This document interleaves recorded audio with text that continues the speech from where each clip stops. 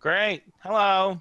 Hello. We'll start in a few minutes. For those of Hello. you who are watching this on YouTube, you want to skip like 2 or 3 minutes ahead, or listen to us yak on. Yakety yak, don't talk back, baby. Also, have you taken a look at the PDF Squee at all?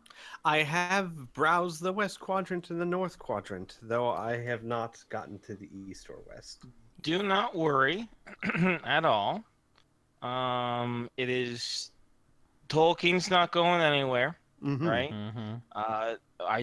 Unless you guys choose to, you don't have to leave Tolkien at the end of this session. So, To be honest, that I is don't just want for your to. reference to browse as much as you want. You don't even have to, here's the other thing. You don't even have to look at the document if you don't want to. It's not going to affect the game, right? But this is just to help enrich your experience. I will say this. First of all, I'm curious. Well, actually, I'm curious about so many things. I'll just explore them as we go. But I'm almost saying, because I know one thing we wanted to do was visit Parents Post and do that stuff. I think it might be fun to do some stuff here, go do that, and then come back here because there's just so much. I honestly kind of could see us staying here for like a year in game. There's just a lot of stuff here. It's crazy. Yeah. Now, as a heads up, remember that a big chunk of your gear, which you left in the lockers of Ishpeming, have not yet arrived. Yeah, we have to play around. Yeah, you don't even know where it's going to arrive to. You'll have to make contact market to figure that out, right? Yeah. I did put that as something in the quest log, I think. Oh, good. Play around in Tolkien for at least a week so we can get our stuff back. Yeah, no, the reason why I suggest what I did is because I was kind of with Burn is that I could see our characters. I mean, there's just so much here. Yeah, you could definitely, spend months. definitely. You know? Dude, they have schools that you can enroll in to learn magic. Yeah. Dude, that's cool. I don't know. I've never heard my character's never shown much interest in magic. Oh yeah. I don't know. Did Piph mention that you guys got a message from Lee, Criana? No, actually. Oh fuck no, I didn't. That skipped my mind. That's okay. I figured that'd be important. When the guys just before they got to Tolkien, Piph sent out a magic pigeon to contact Lee, letting him know that they're back on Earth and hoping everything is fine.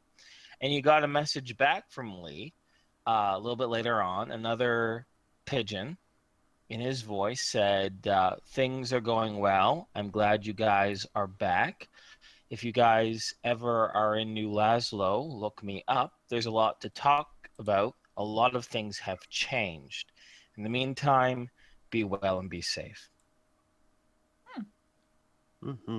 Oh, and did you let her know Al's proposed objective? Yes, I did mention that. What was it? To help Morin. Help more. Oh, yeah.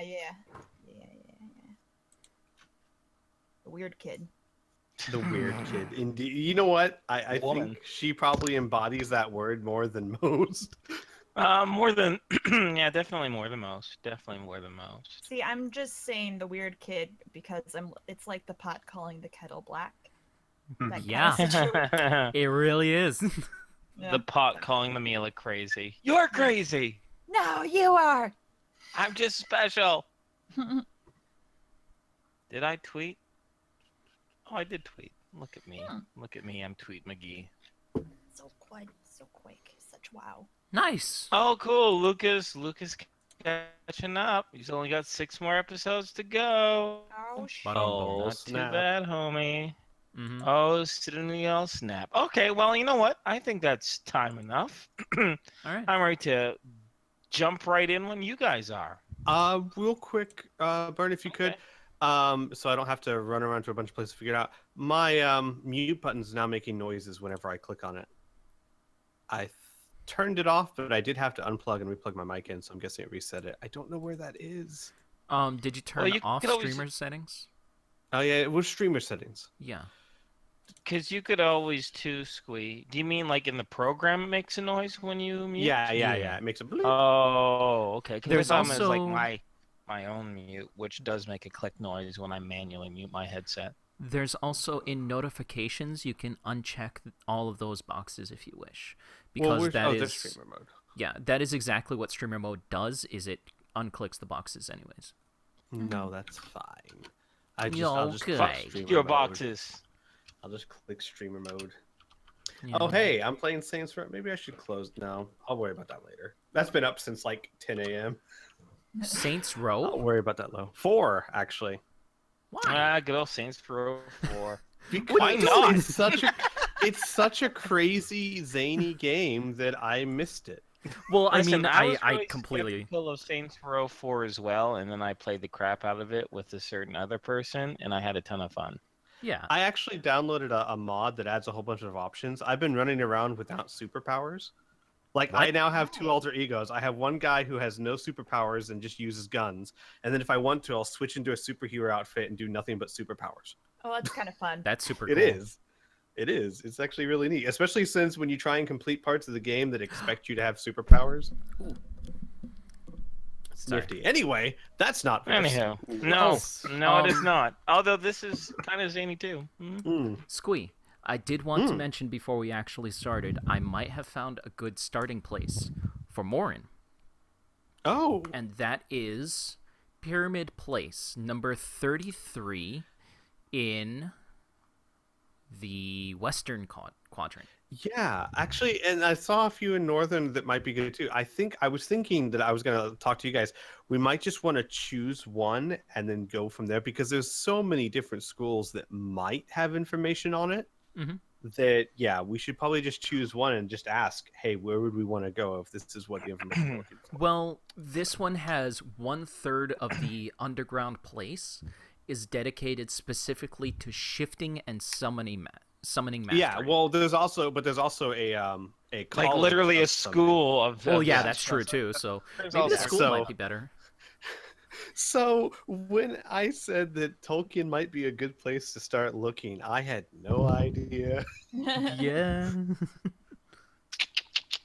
Now it's my turn to make that awful clicking noise. Be an asshole. Oh, by the All way, right. Criana, we're gonna Drive spend the crazy. whole session going building by building, asking what it is, No. just so Inferno has to tell us in that No. baby's voice. Oh yeah. Now, what voice? You are in fuck off land. Population you. We bought a really cool holographic map that you can like click on a building, yeah. and the DB that sold it to us had that voice, and he basically voices over the name of every building. We were making fun Yeah. of it that this poor guy had to go to like in front of every building and record it. Yeah, That's we paid a premium for that. We did. Yeah. Because he has to physically record it each time. It's Yeah. easy. All right, so I'm gonna start the recording. Mm-hmm. Okay. We have now started. So Yeah. Yay. Okay, welcome back, guys. So when we last left off, you guys are currently on the yacht that you have rented as a means of transportation throughout the magical, mystical city of the free city of Tolkien.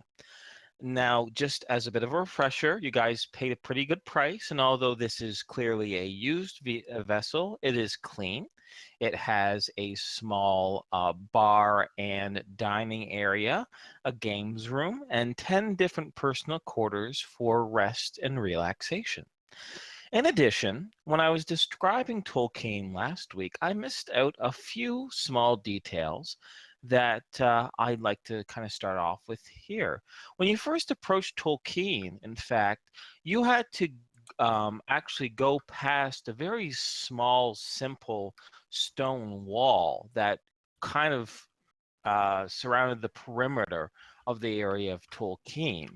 This was later, when you got to that really great arch check-in area.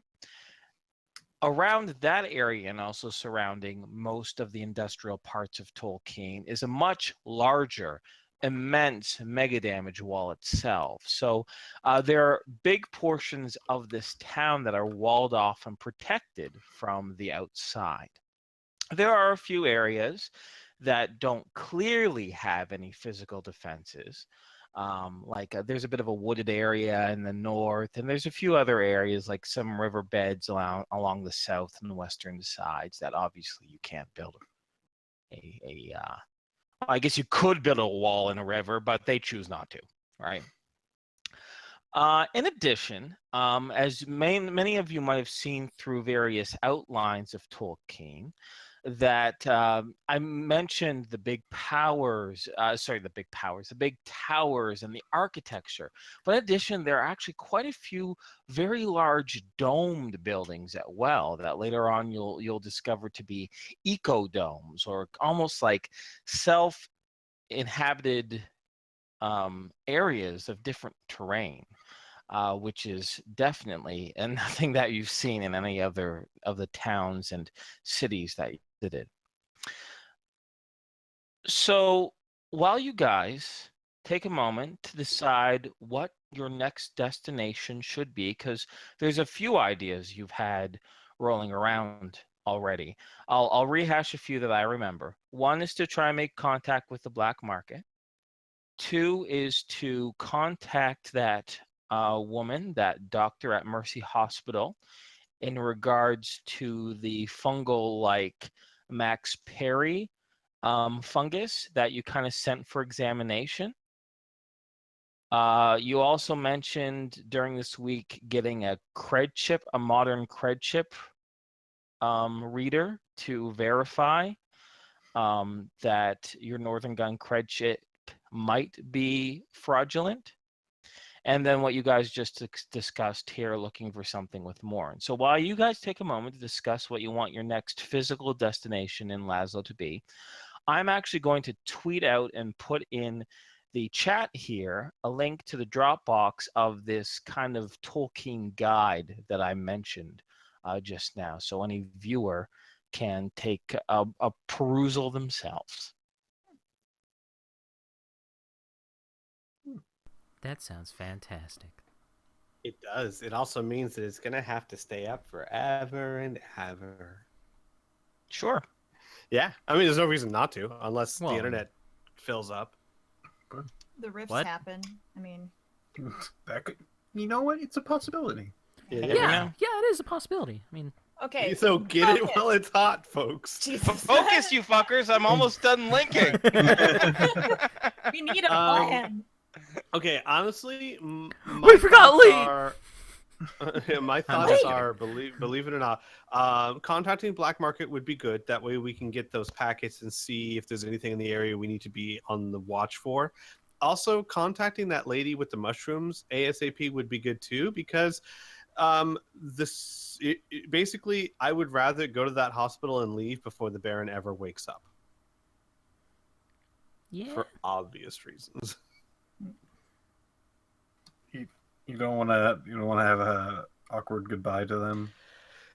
As awesome as that would be, no. Yeah. So those would be my things, and then from there, kind of the sky's the limit. There's a few things I'd love to do, but that's kind of my priority thoughts. You guys? Yeah, I have more or less like just kind of chill, fun things to look at in the town, like the fucking tree. the tree, the want to singular tree.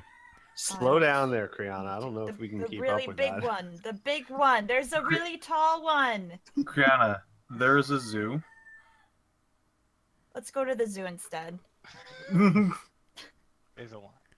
Now, is there a zoo with tall trees? Stop making fun of me. There's a goddamn really tall tree. I want to climb it. I understand. Fight me, No. scrub lord. I'm ripped. It'll be one hell of a challenge. It'll be the hardest tree that she's ever climbed. Yeah. It'll be pretty cool. Oh, Let me live my life. I didn't know that there was an actual tree. You're just like, it'd be great to. No. Seriously, there's a huge tree. Criana browsed the guides, This is and the in the first time I've dragon read dome, anything. in the dragon biodome, there is Yeah, something dude. called the dragon tree, which is the largest tree in there, and it is insane. There's also a curtain tree, which is really fucking hard to climb too. Mhm. So yeah. We'll have to find out if they actually let Well, I don't think Mila will care. So never And mind. one way to find out. But Yep. suffice. So Squee has propositioned either, or proposed, I should say, either black market contact and spore scientist, we'll say, spore medical doctor. Thoughts, since Mila is going on with the group and she's interested in fun and exploration, she's down for pretty much anything, as long as it's not too boring. Piph, Burn, what are your suggestions? Well, if it's a spore thing, I definitely have to be there. And I wouldn't mind getting that out of the way. So that's your vote to do the thing first? Yeah. Okay. Burn? For me, I would say in this specific order, spores, to get that out of the way, as people have said, visit the Northline Mall and see if we can find a updated cred chip reader in the same kind of model. Perhaps check with Ronan to see what kind of model he has, and verify whether the credits are fraudulent, and then visit the black market. Now, I'm not suggesting that we confront them. I just kind of want to know before we actually get any information from them, because it could color it in my eyes. I think that's a fair assessment, sure. Yeah. Wonderful. Well then, if you guys are all in agreement, you were informed by the security personnel at the front Tolkien that this individual that she sent the spore samples to and the Baron's unconscious body was a woman named Melody Jacques, who is an exploratory biologist at Mercy Hospital. So, thanks to your handy-dandy holographic disc, magic disc that maps out the area, it only takes a minute or two for Al to both find Mercy Hospital, which is located, as I quickly take a quick look, I'm pretty sure it's the southern quadrant, but let's just confirm. Well, yes, it is in the southern quadrant. Good job, DM. Woo! Which is in the southern quadrant, which is going to be, luckily, the quadrant is linked. You are able to travel on those very small, tiny transportorial ley line passages directly from the eastern quadrant to the southern quadrant. And as you do so, you pass through several, light factories, some storefronts, some rivers, a little bit of farmland, until finally you broach into this southern area. And after about a minute or two, entering the district, very close to that destination is, close to the northern quadrant is, of course, Mercy Hospital.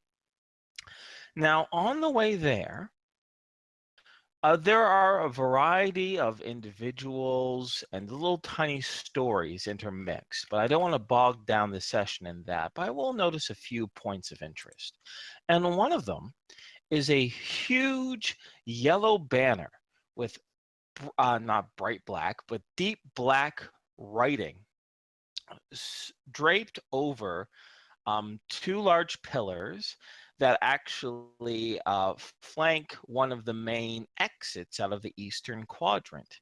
And it reads thus: Doomsday Visions, a Skeptical Response. Lecture series by Professor Martin Lallume. Free admission. The Emerald Ballroom, King's Tower. But with that, as mentioned before, you are able to find a sufficient parking area for your large techno-wizardly generated or propulsed wooden yacht. You find a soft landing, a place that you're able to disembark safely, and a place that you are able to get back onto the main thoroughfare, for lack of a better word, with minimal effort. You won't need to require any sort of 6-person orc muscle team this time around. Now, Mercy Hospital is a large 6-story building, quite wide and very long. It is made of what appears to be this very off-white, almost an eggshell colored stone. But Patrick, you're able to identify the architecture well enough to know that although there may be some qualities that resemble marble, it actually looks more like some sort of manipulated, or painted or otherwise altered form of granite, which perhaps maybe was bleached much whiter and brighter than its usual dark gray,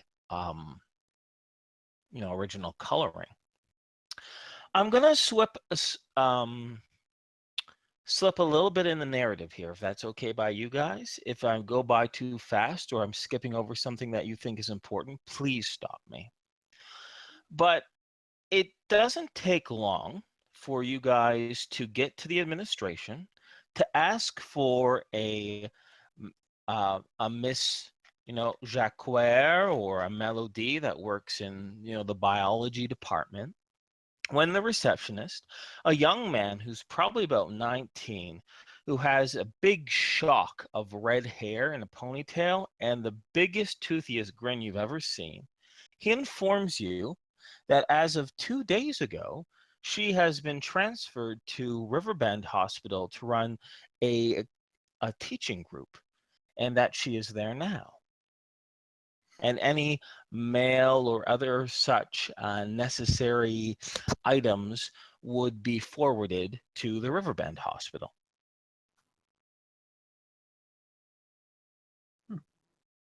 Wasn't that just great? Well, okay. I guess we're headed to the Riverbend Hospital. Okay. Go ahead. So I did have one question, though. I didn't want to interrupt you earlier, but it's all right. did it say, and I may have just missed it, did it say when that seminar for the skeptical doomsday prophecy would be held? It did. I didn't detail it, so it's not because you didn't listen. In the banners underneath that seminar, that lecture series, it said it was going to do it every Tuesday and Thursdays from noon till 2 o'clock. So it is currently Wednesday.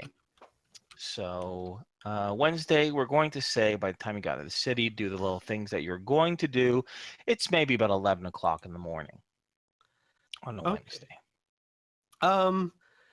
I would personally love to see what other people think of the prophecy. We can wait a day or so if you guys want to, or I can just go if you guys don't want to go on my own. But I mean, if you guys are interested, we might as well go see it. Yeah. Sure. And the banner also kind of details that this isn't just this week. This seems to be a weekly lecture that he does. So every Tuesday and Thursday from 12 o'clock to 2 o'clock. So yeah, so maybe tomorrow we'll try and catch the show. The lecture, yeah. Okay, great. Awesome. So I'm going to slip back to a narrative point of view. You're able to, the weather, by the way, is extremely pleasant, barely a cloud in the sky. And although it's extremely sunny, it's not overly hot. After all, this is still in the first month or so of spring. And you're not going to reach extremely high or humid temperatures just yet. In addition, unlike with maybe the exception of New Laszlo, which is very much a frontier town, if the large towers and the domes themselves don't block a portion of the skyline, there's a surprisingly amount of foliage. And that's not just something that's found in the parks, but almost every single lane, every single sidewalk has some sort of local vegetation growing, most likely decorative trees that creates, quite a bit of shade for pedestrians. You once again board your air yacht, I'll call it for lack of a better word, and thanks to your mapping, are able to head towards the hospital, which is, let me just double check. This is the problem with having 15 pages of destinations.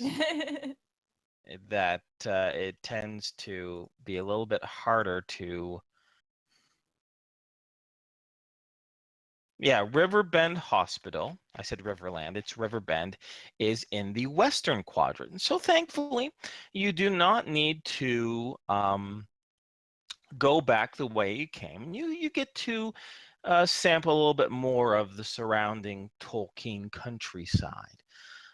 You're able to actually hitch in. You might see here in roll 20 this massive blue ley line that's running from the north through the west to the southern district. You're able to actually guide along the small little pyramids that provide that and actually hook in to what you would say pretty much like a main major highway, a ley line highway, one might say, to get from the southern quadrant to the western quadrant. Now, I have two little things here during your travel time. The first is going to be now the individual who rented this to you, that small orange DB named Rowan, mentioned that it was very easy. A lever to stop and go, and a wheel to turn left and right. So my big question to you guys is, who wants to be the brave individual that wants to steer your yacht to these locations?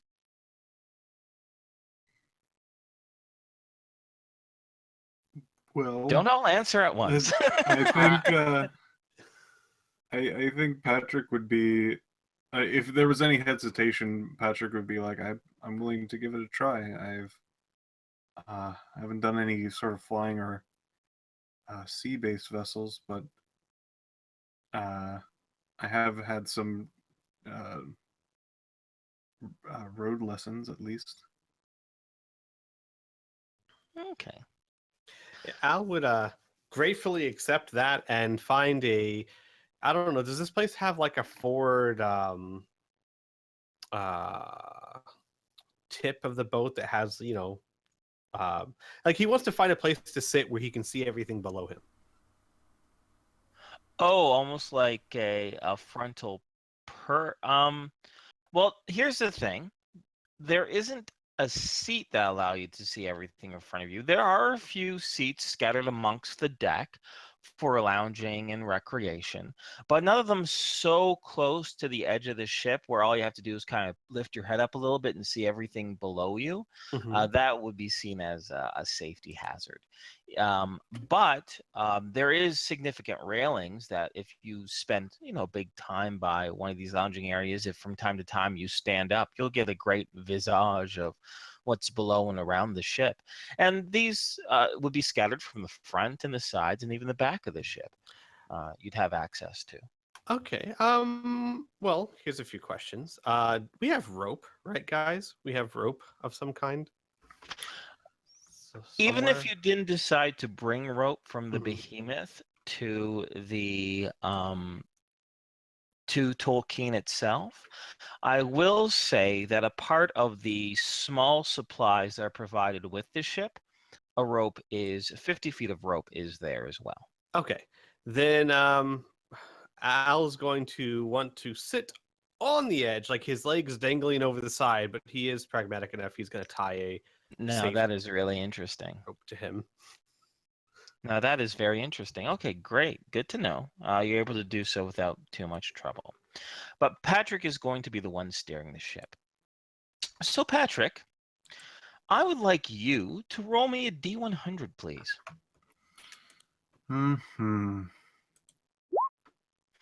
Okay. So as you steer the ship from one of the smaller ley line roads, I guess I could say, to this big, massive blue ley line highway, for lack of a better word, as you kind of merge onto it, you do notice out of the corner of your eye an individual who's on one of those Techno-Wizard glider type vehicles. And you have to make a quick starboard turn in order to avoid him. It's clear that this individual should have noticed you because you're a big-ass yacht, but they were going a trajectory that was going to almost seem like he was going to bump into you pretty violently. Thankfully, he doesn't do so.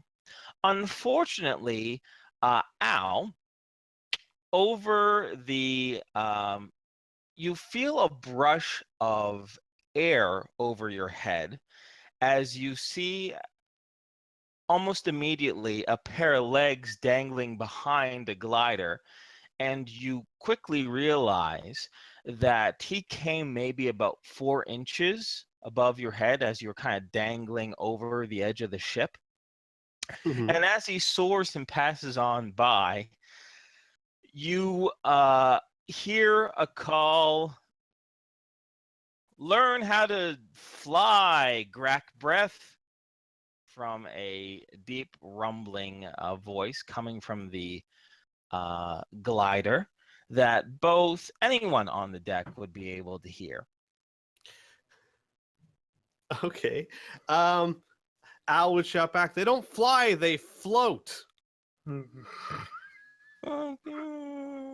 You hear in the distance, and that's about it as it glides on by. All right, so that was scene one as you as you travel to the Riverbend Hospital. Scene two happens below decks in the areas themselves, and specifically, I would like Bear to approach Mila. Now, the big question is, of course, is Mila the dominant personality right now? Sure. Sure. Okay.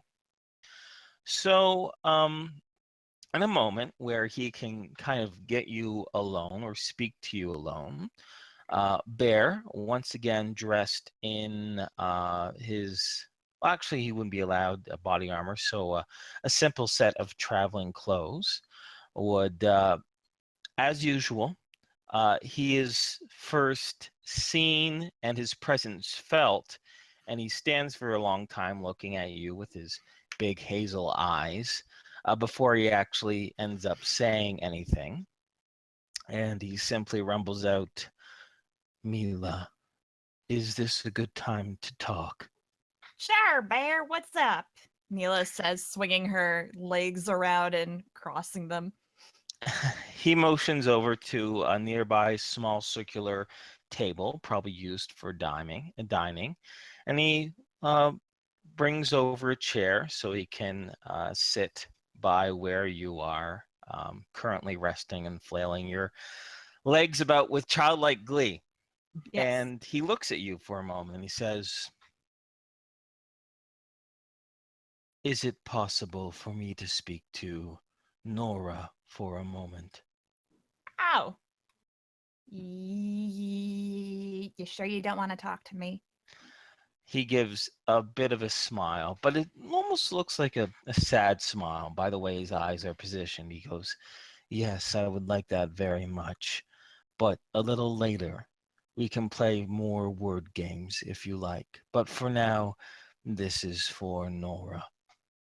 Well, okay. Hang on. Don't look at me. Mila's like covering her face. Bear nods and he respectfully looks over to the refrigerator, momentarily fascinated by it. Hello, I am Nora. Bear gives a bit of a chuckle and he says, I do not need to look at you to realize that is not true. It is a funny game, Mila, but he looks back towards you, looking you straight in the eye. But this is very important. A conversation that has been a long time coming. Okay. Mila kind of blinks a few times and then her face, He once again looks away towards the fridge. Oh yeah, go ahead. her face kind of softens into a resting bitch face that could only be Nora. And Bear, having spent quite a bit of time with you now, and now getting used to these changes, notices a little. He nods his furred head a little bit, and he says, Nora, Hmm. When we decided to go, and he kind of points up into the air, into space, I thought it was a bold new adventurer that would shed our past behind. But now we have returned back to Earth, and I am not sad for this. I enjoy the familiar nature, and I enjoy the familiar area that we are in. It is because of this that I think we need to talk. And he brings his big fur pod-like hands onto your knees in an affectionate manner, and he says, Penshaw, Nora will blink a few times. do you remember anything else? Nora kind of blinks again. I sometimes think that maybe I'm like shadows or something, but I just kind of got comfortable with the idea of not knowing. Our friends, Nora, our family, they are dead. The dead must be avenged. I will never leave you unless you ask me to. But I think we need to find out, or at least try. I have thought about this long and hard every day since that day. And I think if you are comfortable, we need to try and find out what happened, who killed Penshaw, why we are the only two left alive, and what we can do about it. Nora kind of involuntarily kind of starts shivering a bit at what Bear's saying, but she doesn't show it in her face and nods slowly in response. Bear is going to take his paws off your knees, and he's going to shift in his chair, and he says, I have two suggestions, two ways of maybe finding out. One inside, one outside. One you might not mind, but one you might not like at all. But we are friends. We have been through a lot. What you can remember, what you can't remember, doesn't stop the truth of our history. The first suggestion is simple in idea, but harder in practice, but perhaps our friends can help. Do you remember? You were first in shock when I first talked to you, not remembering anything. But how I found you when you were on the run from the coalition and that awful blonde spy was that I was resting and recuperating after after a fight with hunters in Perrin's post. And the doctor there mentioned that he recognized the antibodies in my system, matching a unique antibody he found in yours. I do not know anything of medicine, but he described these antibodies as footprints, and he lowers his head to look at you. And I know the importance of following footprints. Maybe here, maybe out, maybe somewhere in Tolkien, we could have someone examine our blood. What do you think? I guess it wouldn't hurt. He pauses and he says, I'm glad you said that. And he looks away at you for a very long time. And if you didn't know Bear as well as you did, most others would think that he ended the conversation. But you know, big, strong, quiet, loyal bear. And the way he's looking at the table, how his eyebrows furrow a little bit, it's clear that he's taking a long pause, binding up the mental courage to mention this next thing. The other way we could do this exterior way, is to return to Penshaw. Nora and find. will stand up at that. And Bear kind of gives a flinch and says, "It is the only way for us to know what happened is to investigate it, no matter how much it hurts." Bear, maybe we should talk later. Yes, all right. I am sorry if I upset you, No. but this has weighed in my mind for a long time. I understand. I'm gonna go. She will Okay. hastily walk out of the room. Okay, all right. Now towards her kind of little small sleeping quarters, up towards the deck. Where do you think she would go to kind of escape, for lack of a better I think word? she would go to the deck. Okay, all right, excellent. Do you want to go into the scene anymore? What she would do, or do you want to just move on with everything? What do you think of it? Mm-hmm. I mean, nothing actively. Like, if she passes by anyone, she's clearly, like, agitated, but she won't say anything or make any eye contact.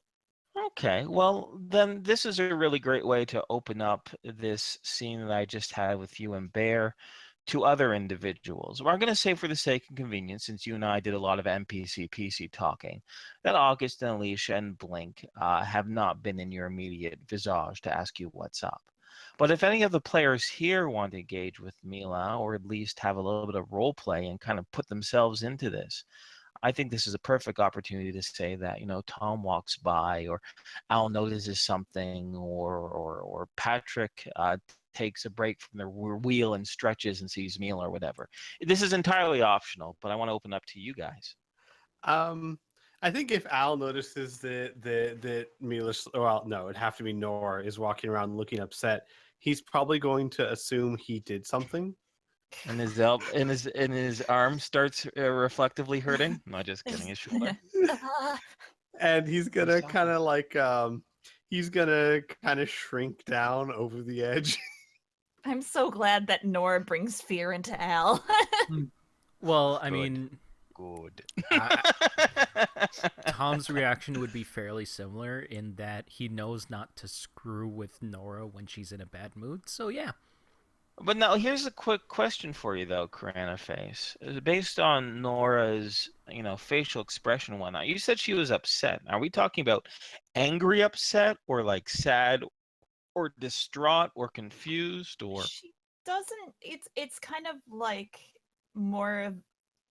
it's more of her natural resting bitch face. It's more or less how her body language. Oh, okay. Everything else is very like tense and like she's just marching past everyone. Okay. She doesn't All have right. a I'm getting a visible good expression. picture now. Yeah. Okay. All right. Yeah. Okay. Yeah. Same reactions from Tom and Al. No problem.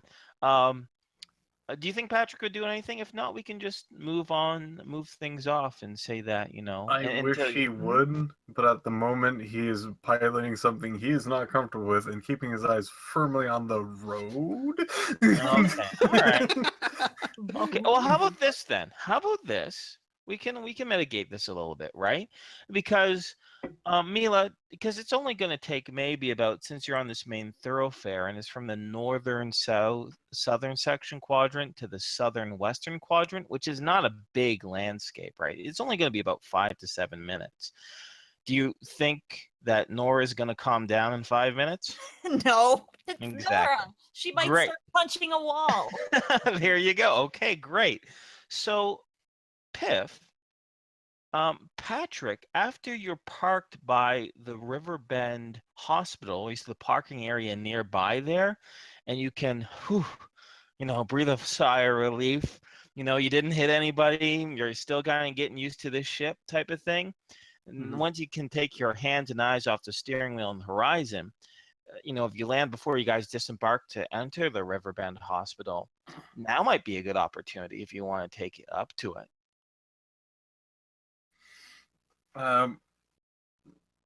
Patrick kind of peels back his fingers from the wheel. Okay. As he then turns back towards the cargo to get the rest of the fungi.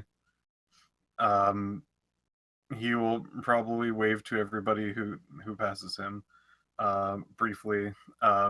His eyes still wide, his fingers still clenched, almost like in a claw-like fashion. And once he takes his fungus out and about to actually step off, he'll probably notice Nora. What is Nora doing? At this point, she is. It looks like maybe she's punching the air, like back and forth. Like airboxing in a way? Yeah, Air airboxing. sparring? There Okay. we go. It was Mila when we got on. Nora when we got off. Patrick is going to walk over to Nora, probably, and go, "Hey." He has a small armful of different colored fungi. She kind of whips her head and looks around at you, and she is clearly out of breath and borderline hyperventilating. And she doesn't say anything. She just kind of stares at you wildly. I'm still getting used to the ship. I'm sure I'll do better next time. What? She's like blinking and like I don't think she even knew you were the one piloting.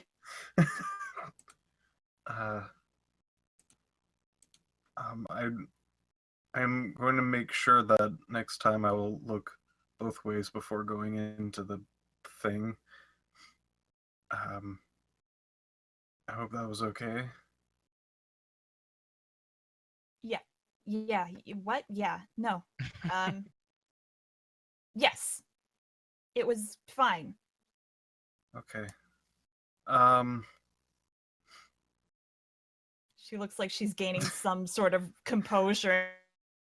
And she kind of, to ease the situation a bit, crosses her arms, but she's like clenching her arms, so like she clearly does not look at ease.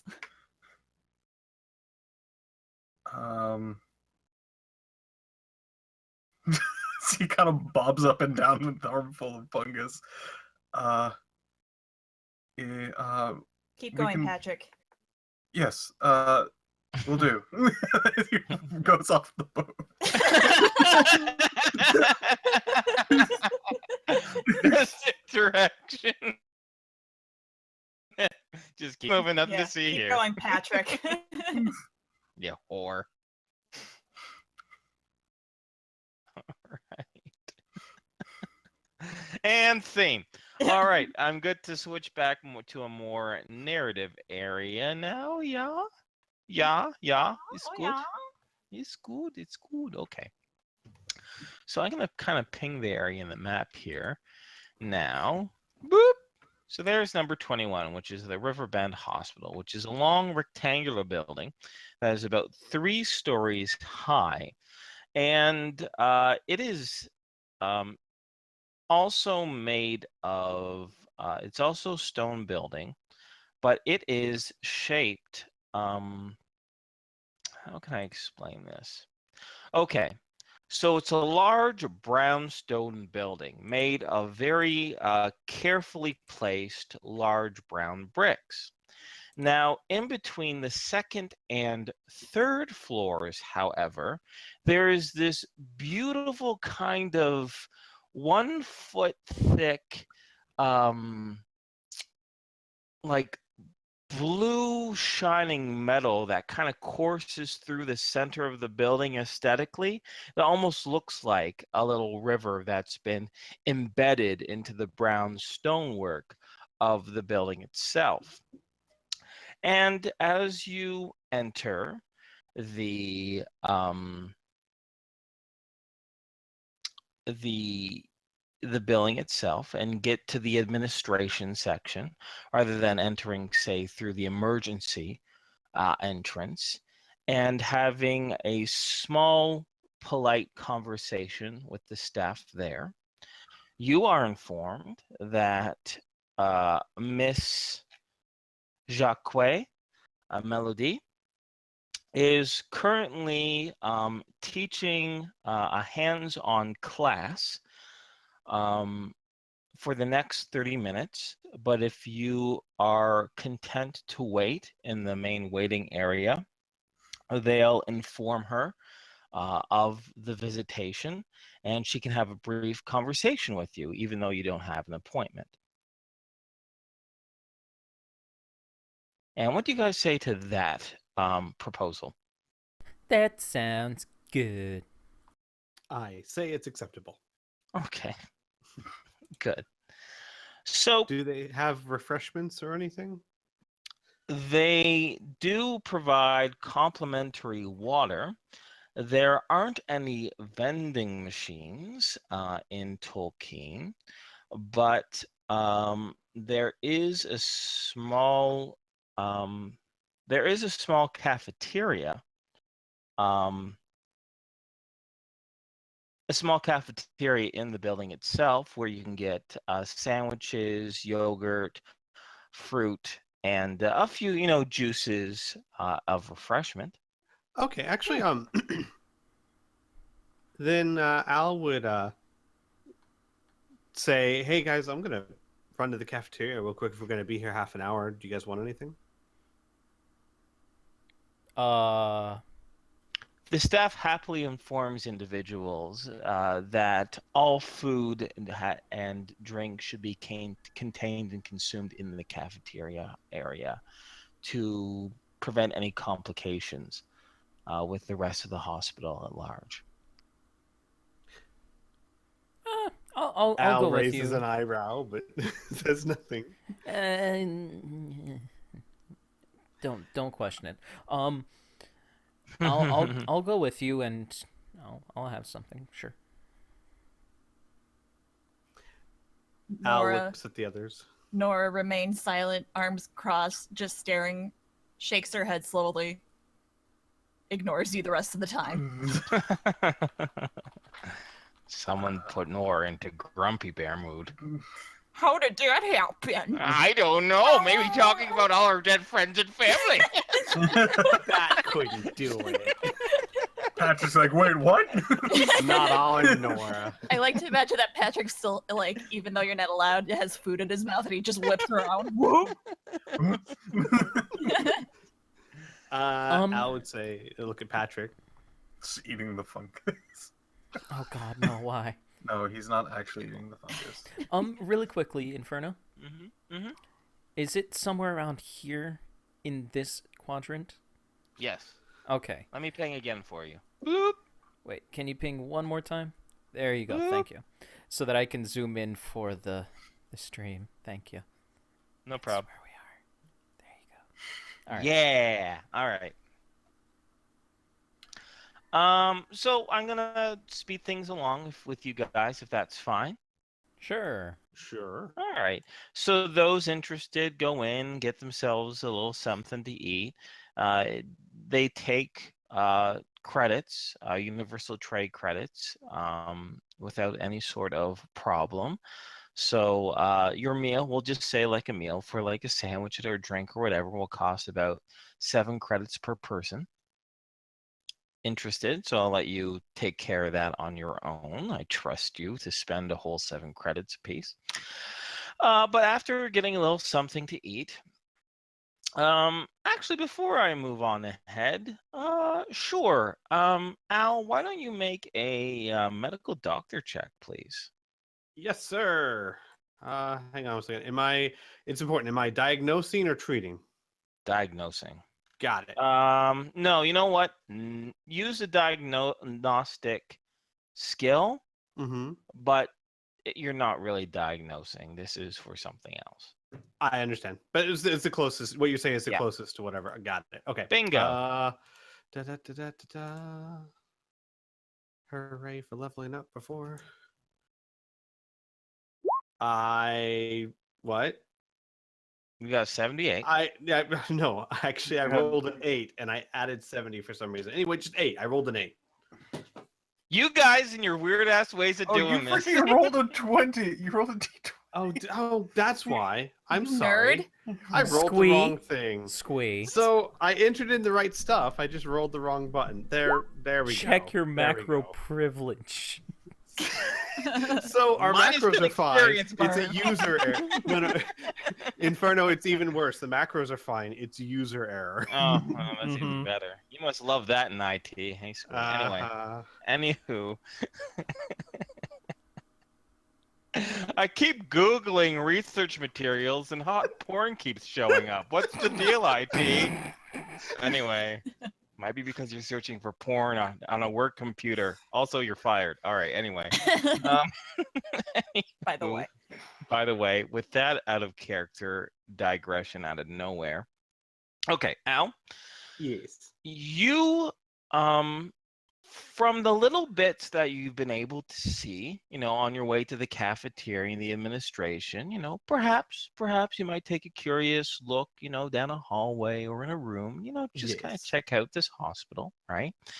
And it would be, although the advancement of medical technology isn't the same as when you encountered it in L Zone Prime or even on the Rhapsody, even though it's not as advanced, that doesn't mean this isn't advanced. This is modern medical equipment that appears to be well maintained and well operated. And more specifically, it seems to be run by skilled operators who know the proper storage and usage of such things.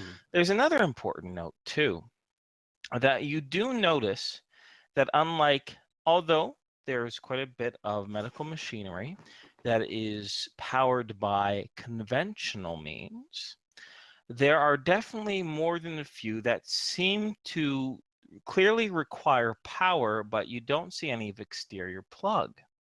Now, when you worked for the coalition states and you were positioned in a hospital in New Laszlo, you were first exposed to such things, this wizardry, this techno wizardry that is used to power these electrical components, medical components using magic or mystical energy. Of course, during your coalition training, you were taught to gird yourselves and understand that this is an inefficient and dangerous form of energy. Now, what you have learned and what become has changed, but you're still able to identify that some of the medical devices that you've seen in your cursory search seem to be fueled by both conventional electricity and mysticism, for lack of a better word. Interesting. Mm-hmm. Is this a hospital that has like a lot of patients in it, or is it more of a research medical hospital? Or Well, this is, and by the brief, wonderfully musical description, I'm being sarcastic, by your little guide, your little hand guide there, Rowan, it describes it as a research hospital.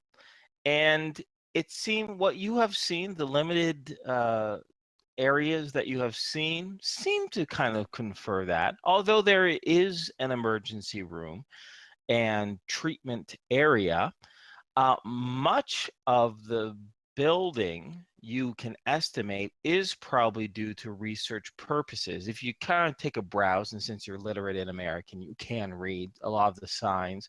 A lot of the hallways diverge to areas that seem to be contained for less for treatment and more for study.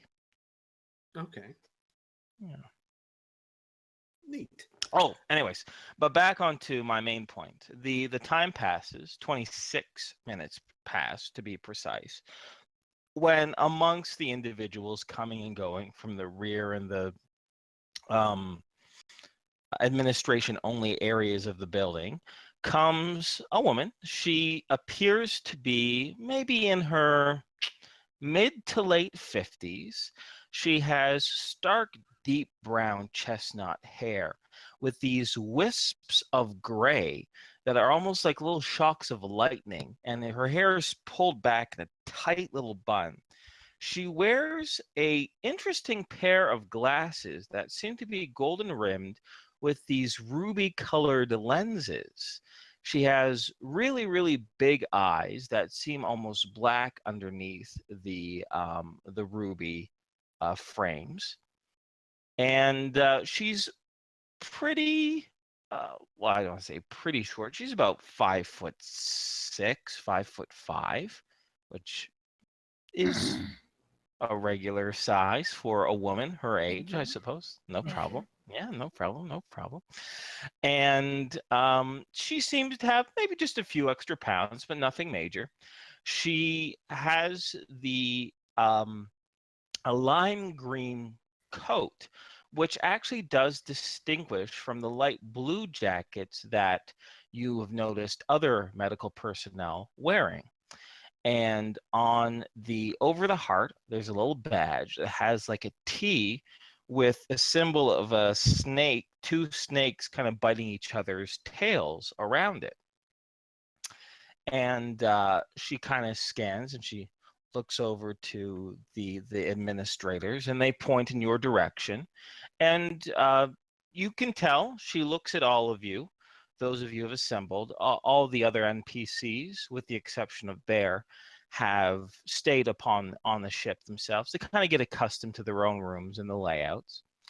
But she scans all of you, and you notice that she doesn't really recognize you, but she gives a thin, polite smile as she approaches you, and she says, yes, you wish to speak with me?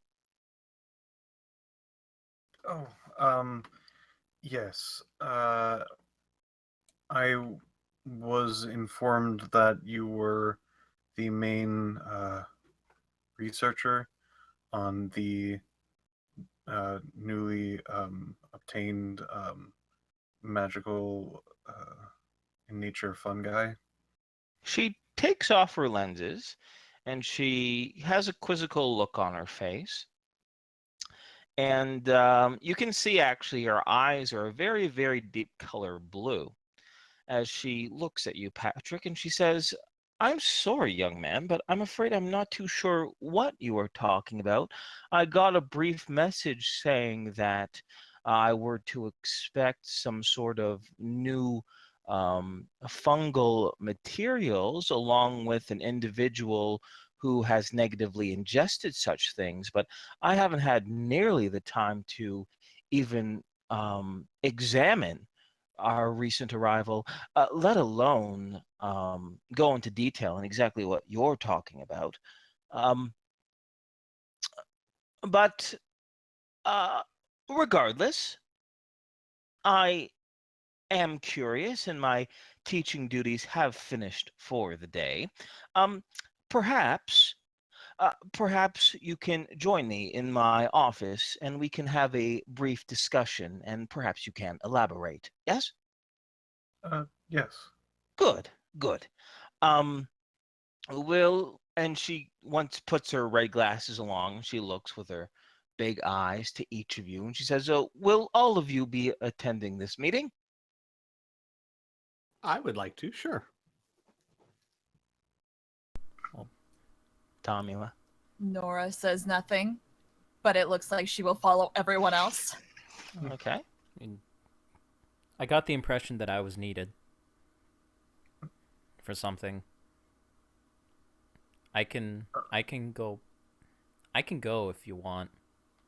If it's gonna be awkward. Are you saying that to the group or to the woman? I'm saying that to everybody.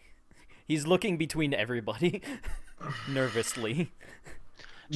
She furrows her brow a little bit and she purses her lip and she takes off her glasses and she waves in front of her face like what you're saying is ridiculous. And she says, I I do not understand. Here, uh, come or stay if you wish. I do not have a modicum of time to help with your emotions.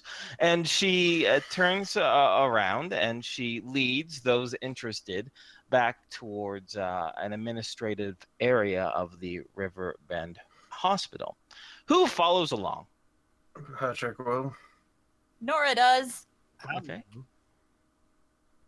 Tom Sorry, I will missed stand that. there. Sorry. Uh-huh.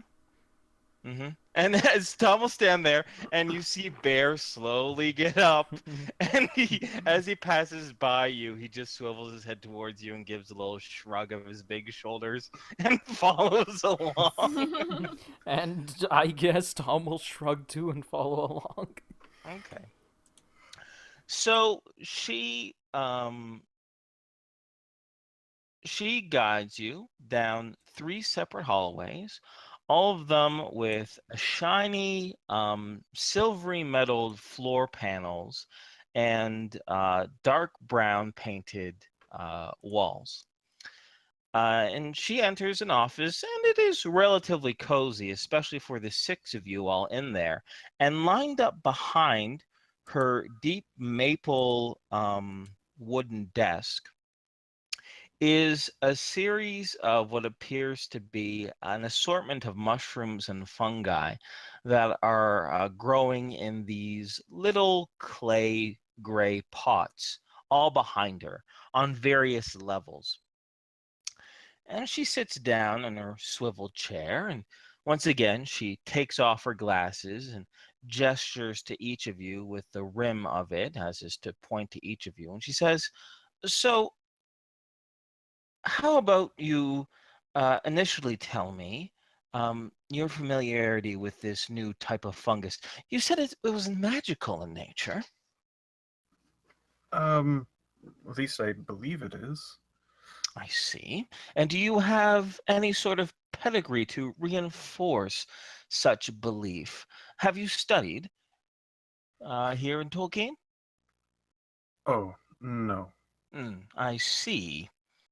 Oh, please, edu- educate me on your educational background, please. Um, Mostly self taught and You see her very deflated as she puts her glasses back on, but she lets you continue as she folds her hands over top her desk. I am uh fairly knowledgeable about literacies. Of course, that would probably be common here. Of mathematics, probably common here. Um, Astrology, botany, computer sciences.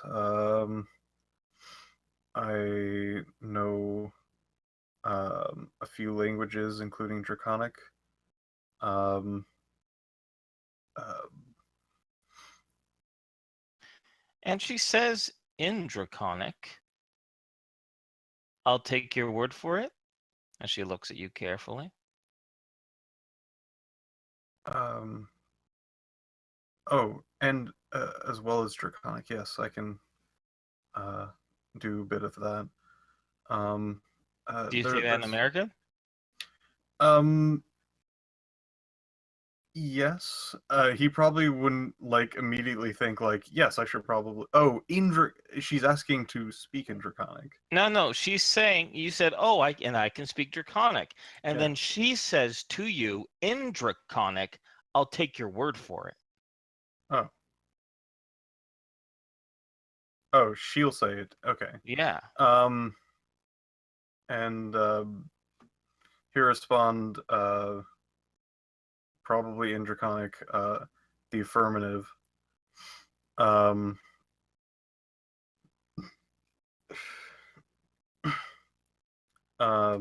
You he'll. are clearly uncomfortable, she says.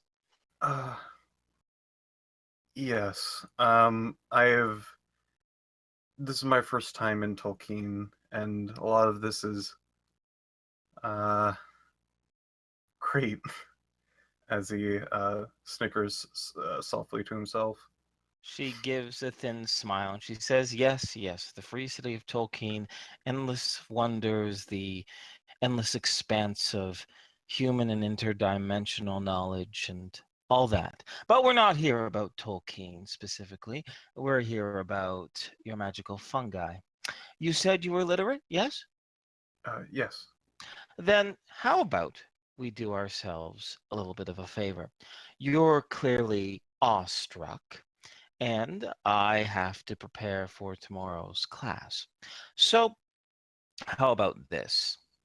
She opens up her desk and she gives you 3 sheets of paper and a small pencil. And she says, "Why don't you, whenever you're ready, write down your own personal findings and field study?" And you hear her say that last word, field study, with a bit of sarcasm, and deliver them back to the administration office whenever you're ready. I am sure your insights will be extremely useful for my further research. Oh, should I also bundle these with it? As he then kind of motions up his arm a bit to show a bit of the fungi that he's been carrying. Ah, yes. Well, I wasn't too sure exactly um, why you were carrying those around. I didn't want to be rude and broach the subject and assume those were for me, but she pauses for a moment and looks at you square in the eye. Are those for me? For the study, yes. Fascinating. And are you expecting any sort of financial recompense? Oh, I haven't thought about that. I guess not. Oh, Oh, well, I if possible, just comparing notes would probably be something I would be interested in. so your only payment is shared knowledge. For an individual who's very new to Tolkien, I think you're going to fit in here just well. Just be wary. Not everyone is as professional as I am. Very well. We will have an agreement from one expert to another. We will share our findings.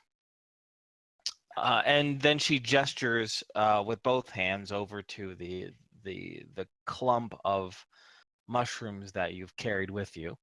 Oh, uh, he was about to extend his hand to shake, and then kind of like, and She then says, moves all of "No, the. no." And she says, "Hold up a moment." And she Hmm. opens up a lower drawer and she puts on a pair of gloves, light green gloves to kind of match her smock. And she says, "Now I'm ready." Okay.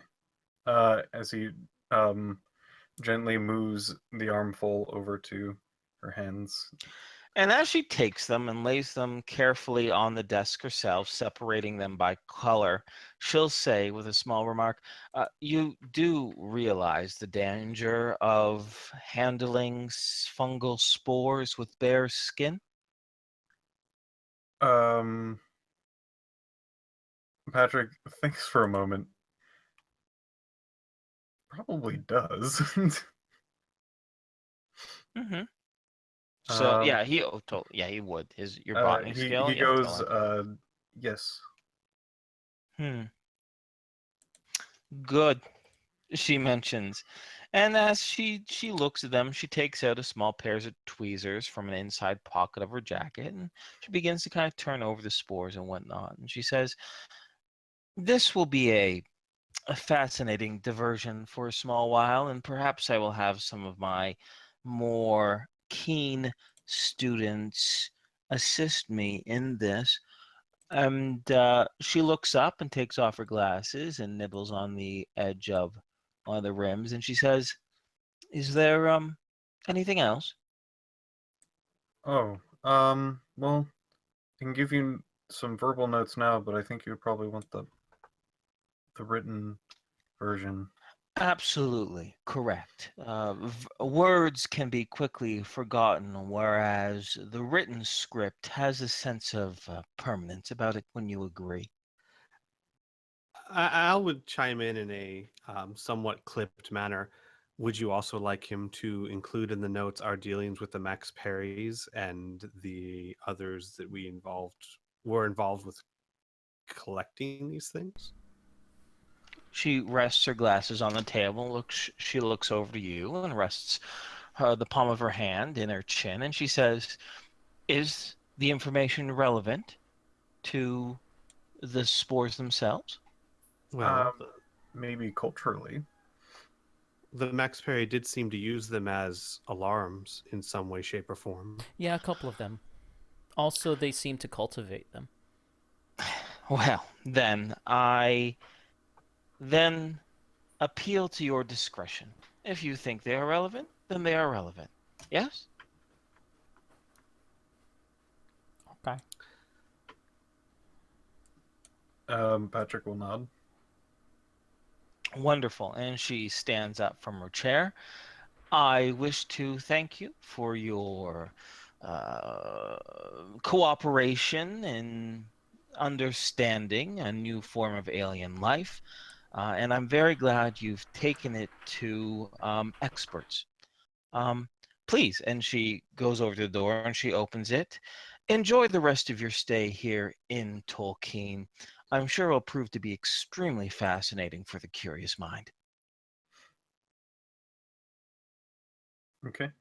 Patrick will say thank you, and And she leaves the door open as you guys, if you choose or choose not to file out. She'll return to her desk and she'll say to those who are still in the doorway or getting to the doorway, I trust you'll be able to find your way back through where we came. I'm sure we'll manage. Wonderful. Good day. When they're in the hall, Al will say in like a low voice just so they can hear, field experience. Patrick probably has more field experience than everyone in this building combined. Patrick looks over. I'm like, I'm not that old.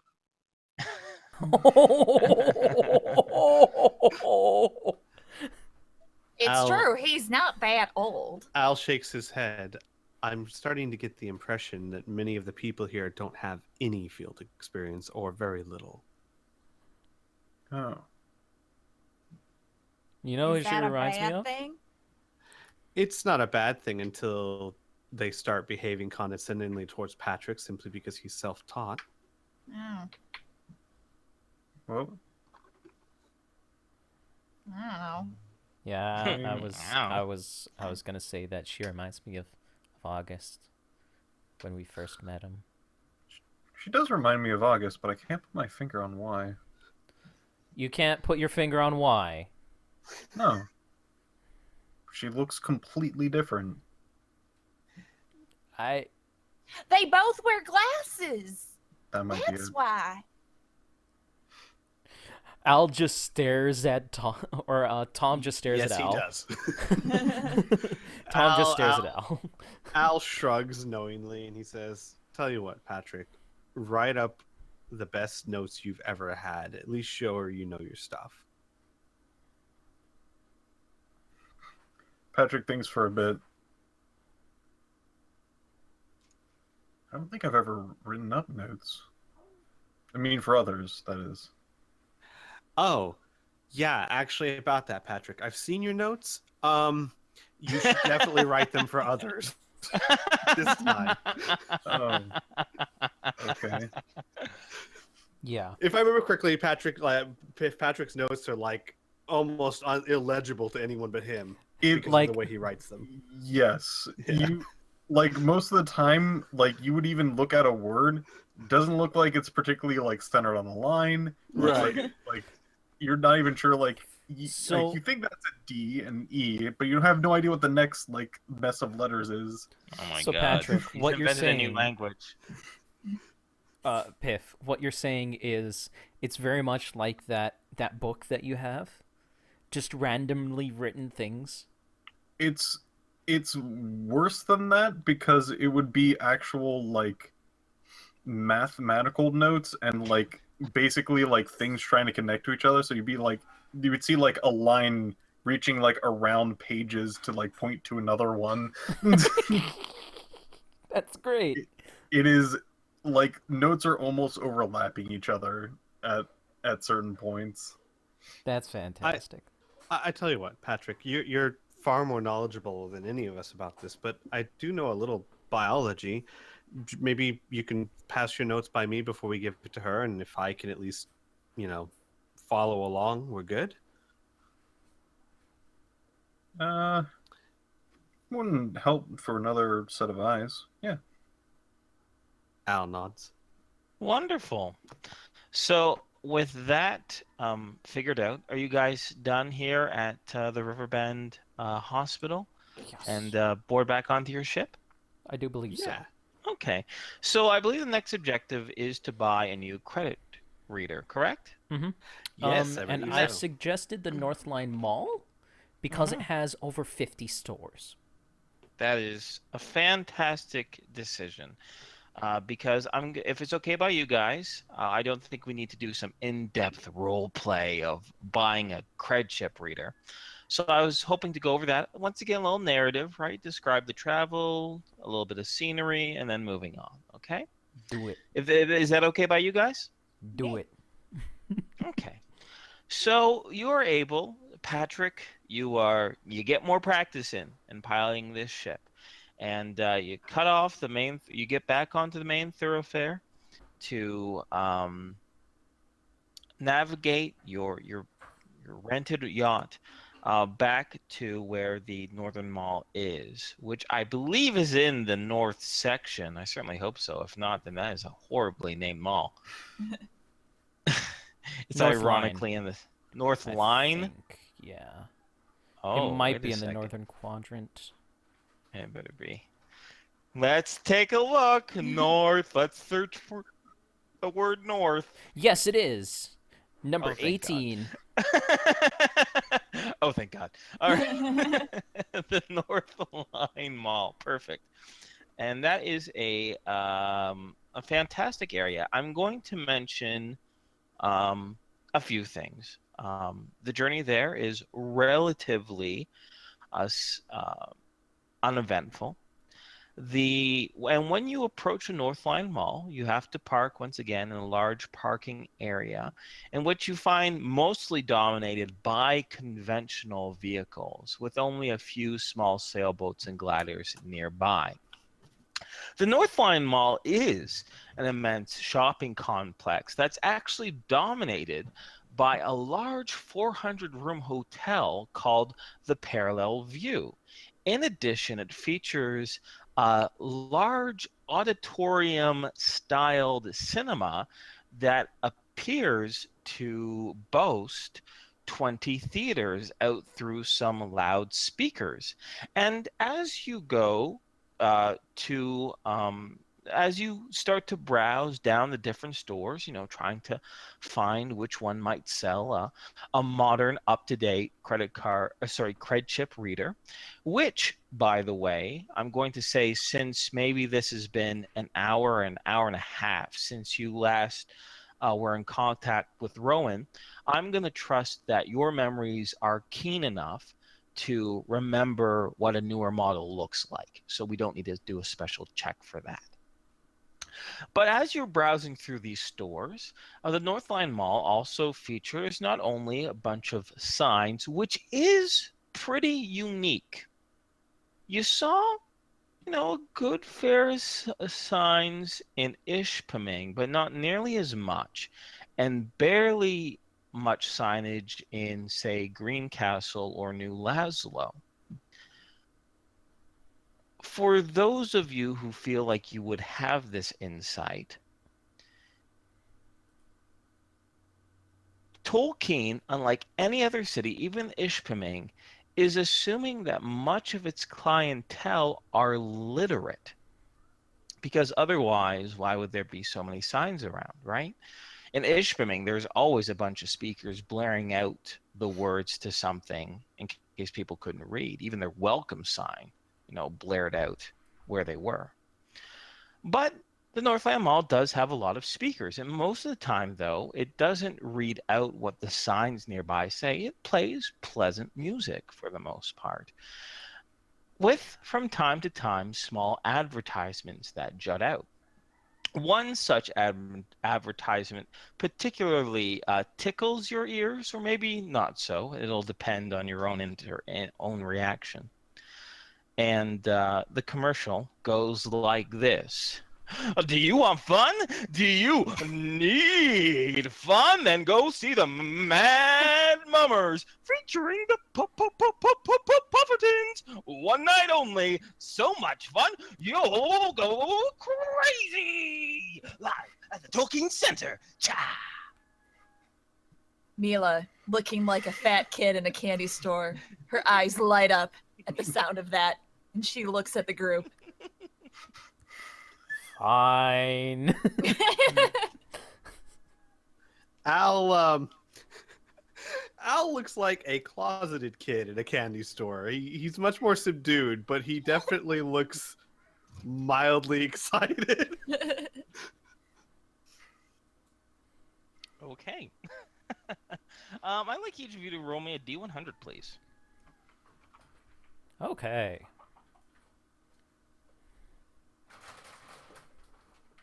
Mima.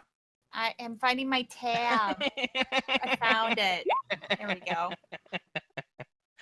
All right. Patrick, you notice soon after that commercial, everyone else is still browsing or kind of talking about it. You see a young couple sitting on a nearby green painted wooden bench, and they seem to be a couple because they're pretty close to each other and they each have rings on their fingers. But the young man seems to be almost making like a mocking reiteration of the commercial, as both of them kind of snicker and laugh at each other at the little sarcastic joke that he made.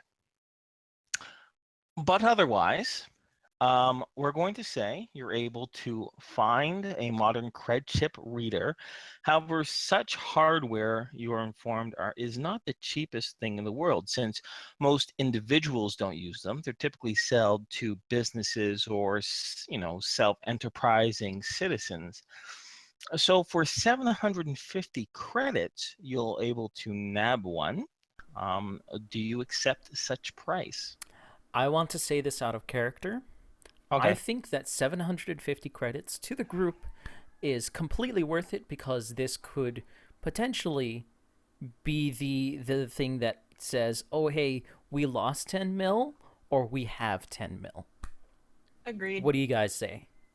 Absolutely. You drive a hard bargain, Burn. All right. I think Okay. you'd be crazy not to. All right. Then 750 it is. Great. So you managed to purchase the recorder itself. And when you decide to plug in what is suspected to be the fake currency, it initially reads it as legit. However, I would like the following. If you have both computer use and cryptology, let me know. Or if you have computer use and programming, let me know. I just have computer use. Okay. I have neither. I have computer operation. Oh, no, I have computer operation. That's it. Yeah. Okay. I have computer operation, programming, and cryptology. Wow. Okay, so now Piffy gets a bonus. All right. I would like you to roll me each of those. Make it harder by 5%.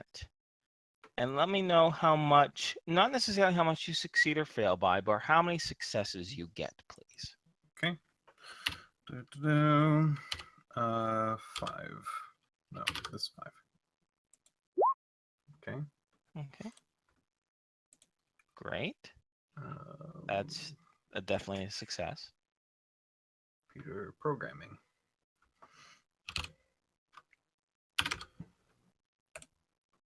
Okay. Great. And roll me one more, because Spoiler alert, you passed, but this might get you. Yes, this gets you a sizable bonus. Okay. All right. So,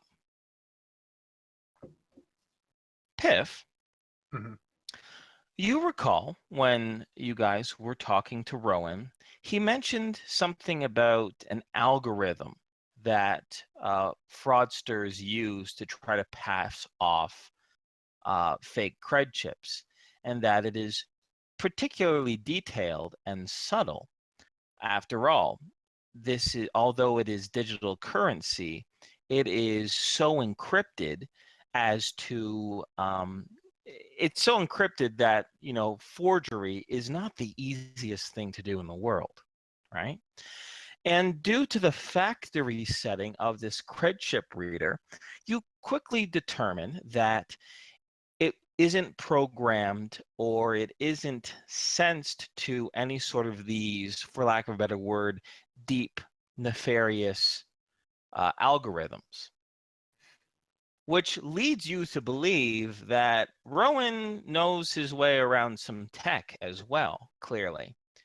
But not only are you based on his broad description, able to formulate 1, 2, 3 different algorithms that can be used to emulate fraudulent credits,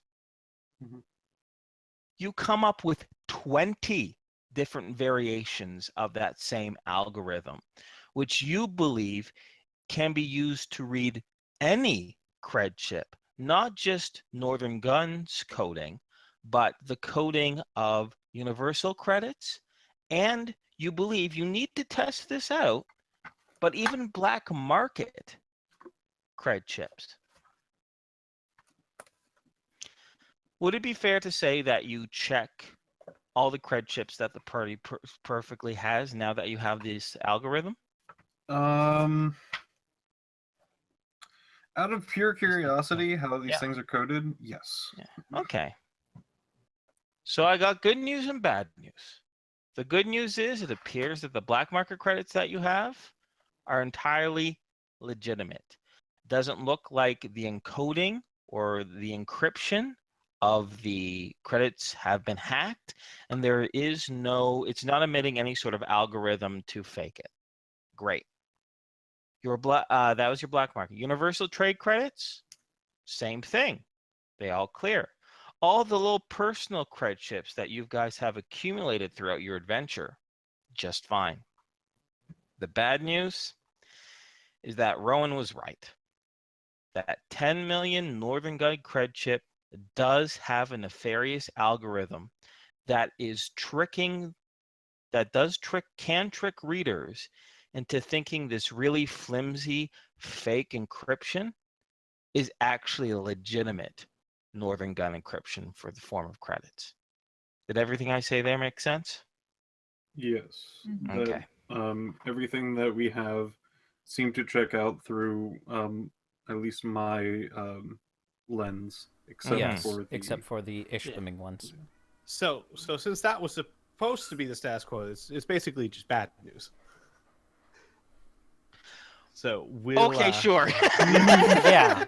Well, when you The put good it like news that, is also the good news is also you were able to detect it. That's Yeah. very true. Yeah. God, wouldn't it have sucked if we're like, oh no, it is genuine. He doesn't know what he's talking about, and then we try and use him. Yeah. That would have Yeah. been bad. Exactly. There we go. All right. Well, that's a pickle for another jar. Yeah. Mm. So now we are confirmed to having fraudulent credits to the tune of 10 million. Neat. Yeah. And Al would say, but here's what I don't understand. This doesn't seem to make any sense. we gave them everything they wanted. We gave them technology they couldn't have gotten anywhere. One of these readers here, that entire deal would have been blown. Why would they risk that? No idea.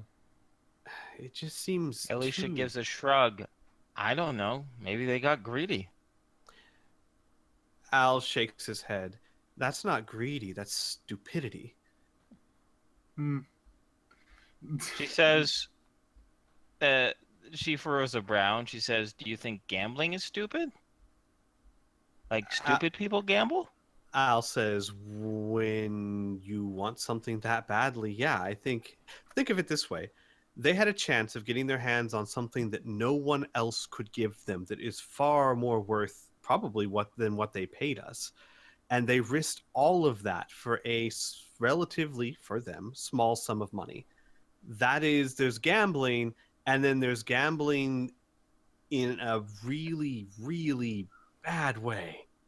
It just didn't strike me as those kind of people, but I don't Alicia's know them. gonna raise her hand and she says, "I don't know anything of the black market. You could be absolutely right. I was just thinking it was a risk versus a reward thing, right? Like, why do people steal shit when they could get it legitimately for free, right? They're taking the risk of getting into violence for the sake of getting something free, right? This is kind of the same thing." And she gives a shrug and she says, "Well, that can't be undone, I guess." But and then Blink chirps up, "You play with fire, you're gonna get burned." Yep. She No, gives a grateful nod to Tom. it in the best case scenario, uh, it would they would have had to not known about their own credits. Motivation would definitely be either greed or just not being able to obtain what we asked. 10 mil, Northern Gun, moving that might be hard for them since they seem to be in direct competition with them. They may have not been able to get such things. Possible. It is possible. I mean, we should always assume multiple options. There Maybe this wasn't. there is also the chance that whoever they got these credits from swindled them. I. Mm, yes, but wow, that's a really incompetent black market if they're getting swindled. I know. Al will kind of say and giggle. Oh, not giggle, chuckle. He'll say, "You know what, though? It's true. It might not have been a malevolent attempt to trick us. That being the case, there's probably ways we can work around this. I'm willing to bet dollars to donuts they know it's fake, but maybe they're not willing to admit it. If that's the case, why don't we use these credits with them?" Well, if any place that would actually take this currency, probably be them. As long as they don't have a reader like we do. Well, it's their currency. If Yeah. just say I give you an IOU for 10 mil, you can use that with me. Yeah, I know, but this Yeah, would be we this would be a would have different to cell. go. We'd have to Well, go we to would a have different to go cell back here. to Ipschming. No, for no, no, no, that. no, no. What I'm saying is we'd have to go back to that cell, because if they read it and say it's counterfeit, then we can sit there and say, "Well, you gave it to us." That is true, but we probably shouldn't go back immediately. We might want to wait like a month or two. Oh, I agree Because completely. because people are still probably pissed off at us, and probably they might try and do that whole put us in prison thing again, and I'm not that interested in trying to deal with that. Al nods. He says, "There's no reason we need to rush. We have plenty of credits. We can just hold on to this till a better time." But I mean, That it would sucks be a very though. interesting. Al shrugs and he says, "But honestly, so let's say it's counterfeit. Let's wait a month or two, go back to Ipschming to that black market cell and buy something worth 10 million credits. And either they'll take the credits and we can either take this item and sell it or use it, or they won't take the credits and they'll have to basically stick their foot in their mouth since they gave it to us." Pretty much. Shit. What? I What's up? want to use knowledge that may be out of character because I don't think Patrick is Well, going to know this. Well, let me determine it, and then I can give it a green light whether it should be said in game or not. How's that sound? Okay, should I type it to you or just? No, just say it. It's okay. All right. I trust So, everyone else won't um, metagame just for hearing the idea. I'm gonna metagame so hard. Well, then you're gonna die. I'm just kidding. A rock falls. A rock Middle falls on ground. Metagame or death. We had this That's- heart to heart before the actual I know. session. Well, God, you didn't metagame that shit, so it was okay. fuck. Teasing. How about that metagame knowledge, huh? Also, heads up, I don't mean your character dies. I mean you will die. Oh my god. No, Tom is fine. It's okay. Yeah, Tom's gonna live. Yeah, We'll- Tom's not metagaming. Burns the one that's metagaming. Wow. If you die in the game, you die in real life. All right, yeah, Piph, what was the? So, if I know how cells work, at least from the TV shows and movies and things like that, Mhm. they usually don't keep the same members, and they usually move. Oh, you know what? Basic streetwise, you would know that. So yeah, Okay. that's fine. Okay. You do have the streetwise skill, right? Yes. Yeah, then that's definitely would be in that purview. Yep, not metagaming. You're good. You may live for now. Cool. All right, I need to be back in a bit. You guys keep going. Patrick would note, All right. well, at least the small packs that were in our village, they usually would have to switch out members for new ones, or even just move to different spots, just so they didn't get caught. So if we go back to that same one, it might not be them. Al would nod and he'd say, "True. Honestly, I never really dealt much with the black market, so I don't have a lot of knowledge on them. But it would stand to reason that the higher ups there might not move as often. It would be inefficient if you had to pass command and get the Think of it this way: if I'm in charge of a cell and I have to pass that baton and get them up to speed every few months, that would be an incredibly complicated task. So maybe if we can get a hold of one of the higher ups, we'd have a better chance. But I agree that is a risk that I really know nothing about.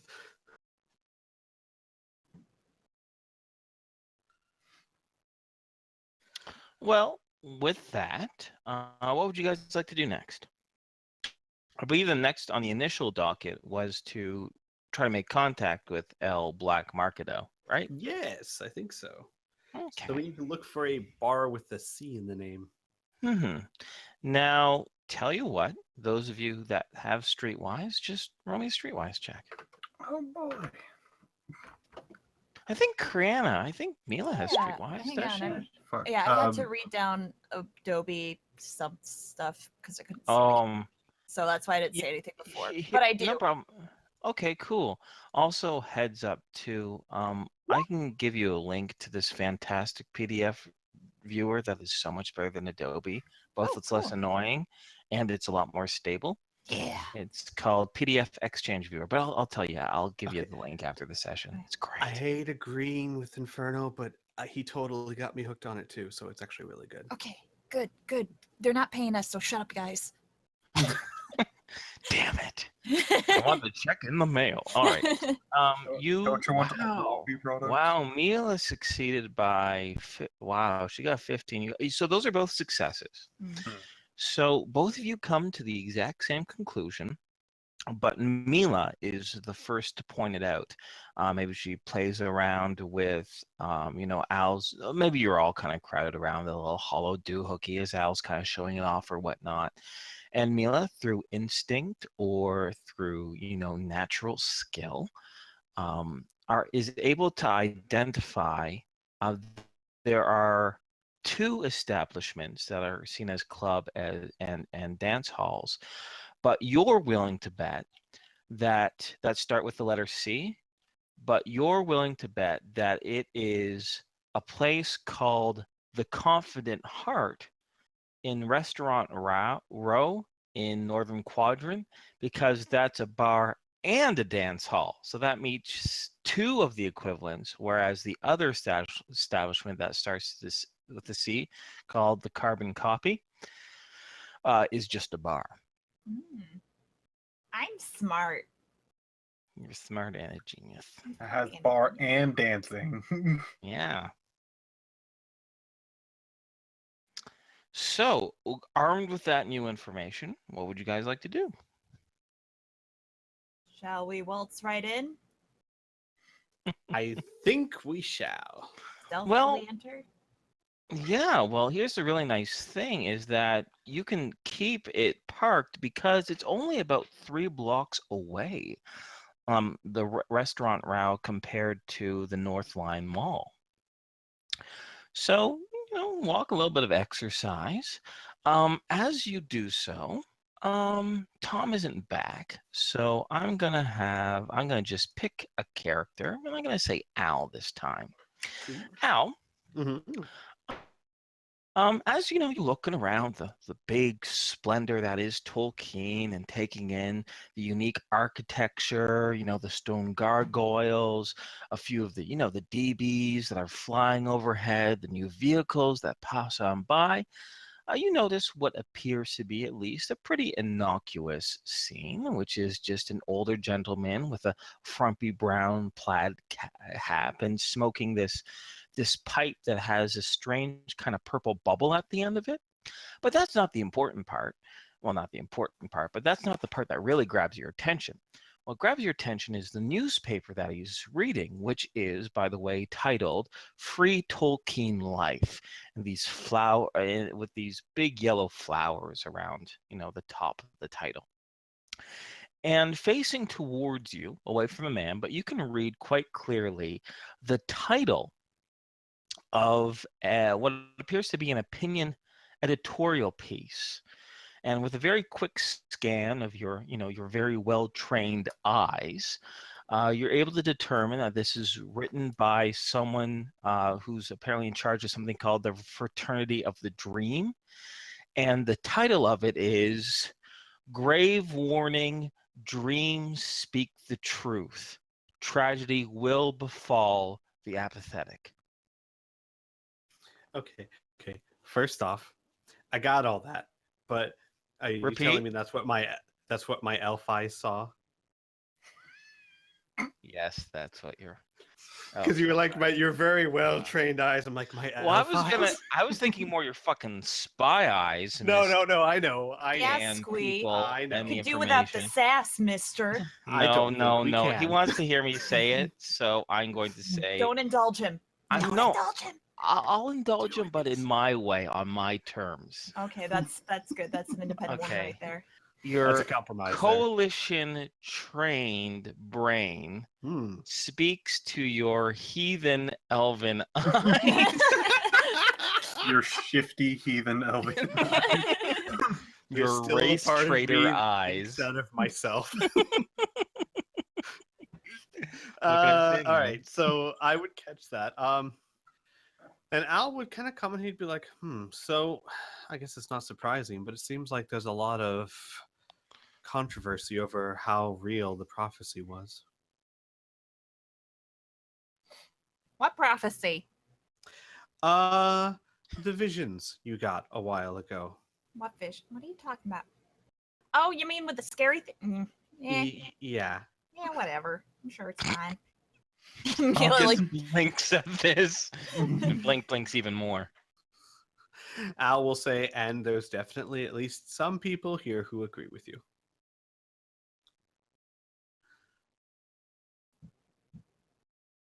Let's go. After like a quiet moment of like eyeballing the group and their stare, she's Everyone's like lost in contemplative thought. yeah. So, Patrick looks hungry. well, I got good news for you because you're headed to a dance hall and bar that will serve food. But as you approach the confident heart,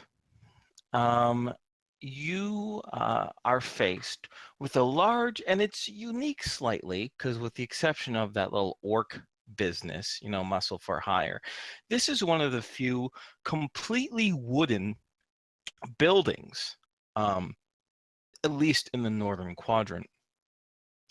It is made of this really, really deeply yellowed, like pine wood. And on the front, where you typically would see a sign, you see this big black heart, and there's an aura around it. It seems to be beating a little bit in the sound of the music that is emanating from inside the establishment, which has, I don't want to say is like a country music because it's almost like a blend of country and rock. I know how weird that sounds, but try to put your head around that. It kind of has the instruments of rock, like metal, like a heavy drum, bass, electric guitar, but kind of a more of a melodic upscale beat of country. And with every single beat, this big black heart kind of beats along with it. And from time to time, a fierce red colored stallion that just pops out of nowhere gives a neigh, flies through the air, and circles around the heart 3 times and disappears. What? Yeah. I want to ride it. Well, you can try.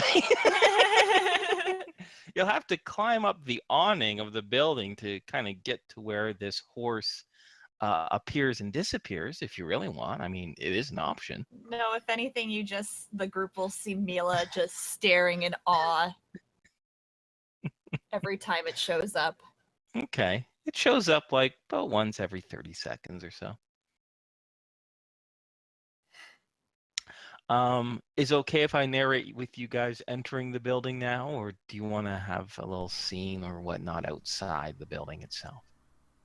No, I think we're good. Okay. I'm good. I with think this. we are fantastic. Then I'll continue to describe them for you. Oh, give me a moment. So, as you enter the big glass swinging doors of the Confident Heart, you're faced almost directly to your left when you enter a big wooden bar, and behind it, it's like in an L shape. It goes right from the side of the building and hooks around the other end away from you. And in there is a single bartender appears. She seems to be manning the bar itself. She seems to be in her early 50s, kind of for oh no, I'll use more positive language. She's a more fuller, robust woman who is maybe about 5'2", kind of squat, and she doesn't really have much of a neck. Her chin kind of melds right into her shoulders almost, and she has this really blonde, streaky, twiny hair. And she has a good number of wrinkles on her characterful face, but as she enters, she gives you a big old smile. And you can see, with the exception of some booths on the opposite side of the bar, most of the other seats are either bar stools, or I'm hearing a bleep here. Yeah, kind of almost like Danny DeVito in a wig, just a little bit more feminine. She's so Mila. cute. Okay. Yeah, she's just a little bit more feminine, Gonna but have yeah, to Photoshop that. that'll be great and or terrifying. Most of the rest, I'd say a good 60%, is this big onyx colored dance floor with these little red lights, these like red LED lights that kind of course through it and show up different designs on the black floor in time with the music. And it goes into different shapes like music notes and hearts and horses and animals and the sun and swirls. And even this is around lunchtime, for a lunchtime rush in the middle of the day, it is pretty well populated. There's probably about 30 other individuals here. And the menu, there isn't any traditional menu that you would be given, nor is there anyone else other than the bartender to greet you or to have you sit down.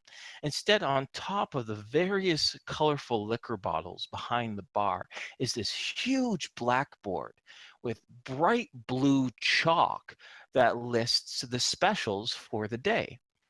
A fair number of them are drink specials with strange names that you're not too familiar with, like the Wizard's Curse, right? Or uh, a Flounder Surprise. But there is a short list of specials as far as food, and this place seems to specialize in stews, soups, and something called a hoagie.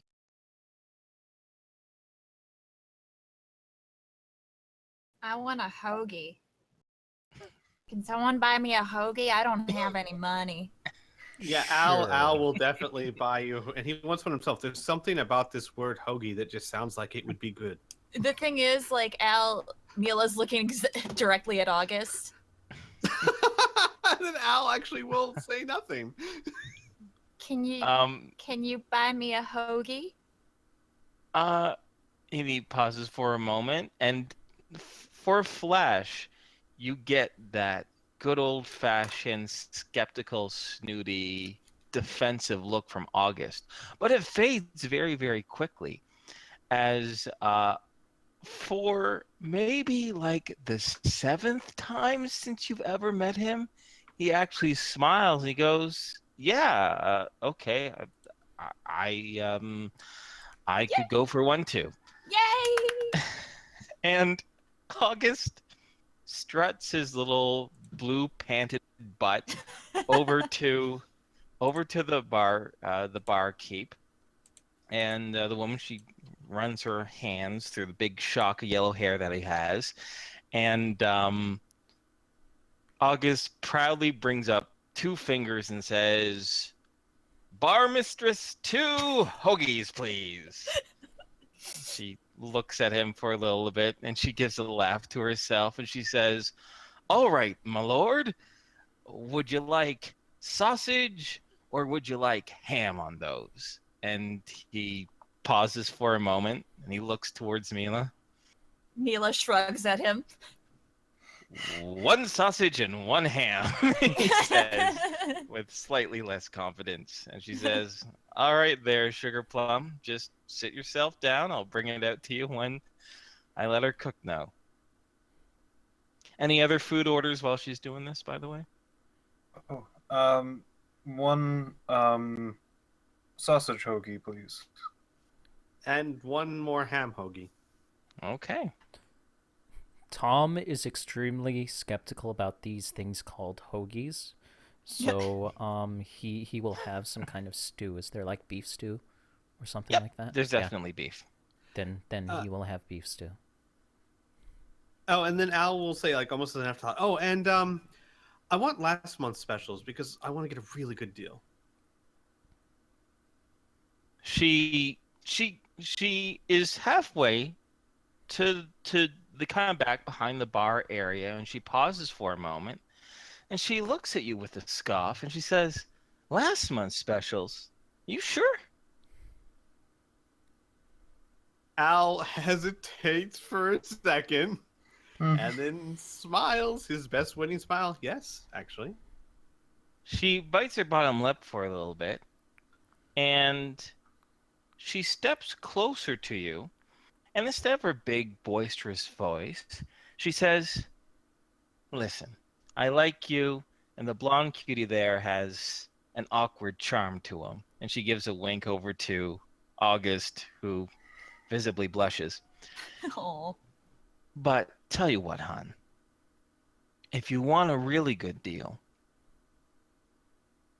how about it's against, the rules of the owner, but how about I give you last week's specials, all right?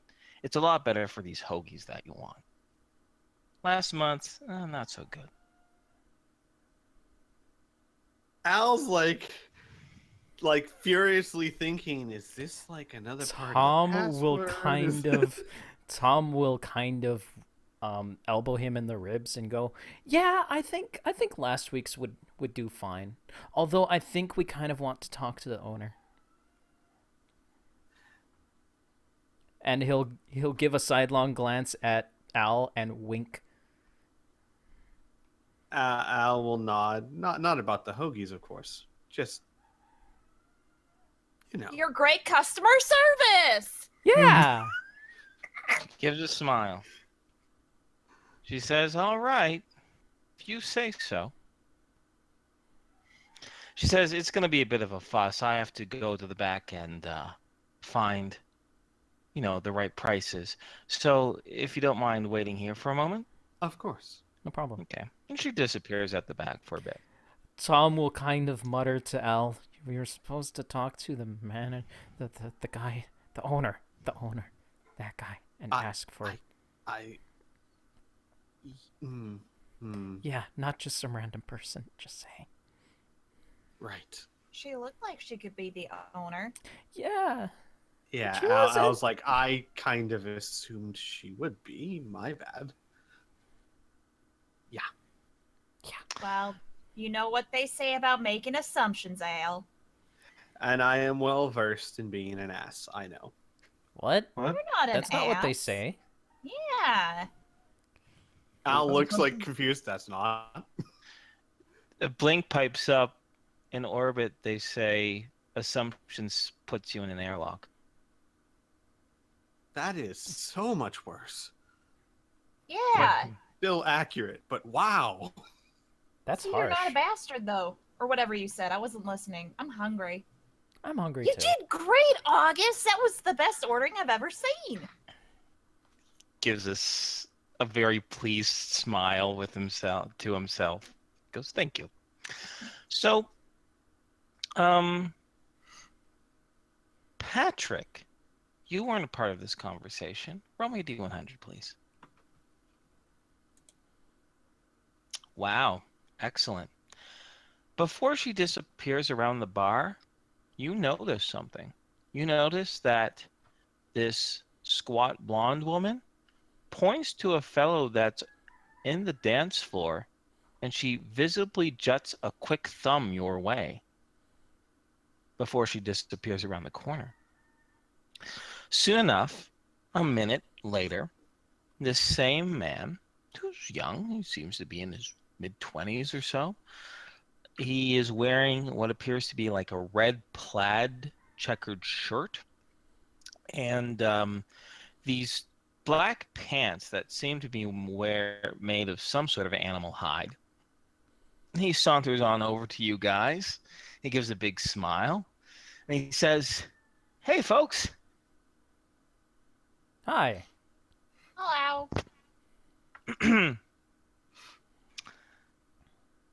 He eyes you up and down. And he says, "New to Tolkien?" Kinda. Huh. We just stopped by after checking out Ishpeming. Nice place. Yeah. I prefer it over Ishpeming. You know what you should do, though? You should go over to Palpable Printers. They'll set you right up. And he'll give a wink your way, and he'll saunter his butt right back to the dance floor. What? Patrick will lean over to Al. That might be last month's special. Yeah, that Al might nods. But what about our food? We're not gonna leave just now. be. Just We're gonna eat take first. your time. I mean, come on. Eat, Oh. have a good time. The printers are open for a while, I'm sure. Well, the food does come out. And on big gray plates is, I don't want to put memories in your characters' heads, but for 10 credits a pop, this is a steal because these are massive sandwiches. For those who ordered sausage, imagine 5 sausage links in a row covered with mustard, mayonnaise, lettuce, and bread. A huge swath of bread, almost like an entire. Do you guys have there down the States French bread? Yeah. Yeah. Yeah, like that. Oh, Jesus, Big, really? thick French. Yeah. Yeah, Whoa. that's a hoagie. An entire submarine sandwich. Mm-hmm. Oh my god. Tom is grateful that he didn't get one of those. Mila is. Her eyes just light up. Yeah, you're not sharing mine. August will be able to get through like a third of his, and he'll be complaining of a stomach ache for the next few hours. If August is kind of done with his food, Tom will just start breaking off some of his bread, dipping it. As you dipping it in guys his- eat, and for those of you who react negatively or even positively to the size of the sandwich, he says, "Sorry, a lot of people come here look for big things, big dancing, big drinking, big appetites. Plus, it doesn't hurt that a lot of people that come on by is that big hoss's size." And she points over to Bear, who kind of just gives another bear-like shrug. I Want ship some it. sausage bear. Please don't ship female Danny DeVito and your best It's too bear, late! buddy. I've already done it! I'm drawing the fan art now! Oh my god, no! My hand's already moving and halfway done. Can't I'm stop already it. coloring it. Anyway, what was the question before we went into that insanity? Patrick will probably notice that Bear didn't order anything and No. asked if he wanted to share. Bear will give a little grateful smile. He says, "If you cannot finish it, yes, I will try this hoagie." Tom shoves August's over to him. And it is missing some bread because Tom dipped some of the bread into his stew. And Mila just finished her hoagie. It's been 2 minutes. Yep. I know, that was just for comedic effect. Wow. Al is staring open-mouthed at what used to be the hoagie in Mila's Have you guys hand. ever seen the cone heads with the person Yes, just eating- exactly. Open Like a mouth. duck. Insert. Yeah. Like a Not duck. quite, but she ate it. In fact, when Mila does that, the woman looks astonished and she says, "Wait a second. You think you could do that again?" Yeah. Like, She's looking at Al's hoagie. no. Al's like Yes. pulling his hoagie away from her. Wait. No. No, darling. You mean could you do that right now? Again? What? You're not too full? Yeah, eat one of the hoagies. Yeah. She says, "Okay. I got a deal for you. Yeah. I'll make you another one, Okay.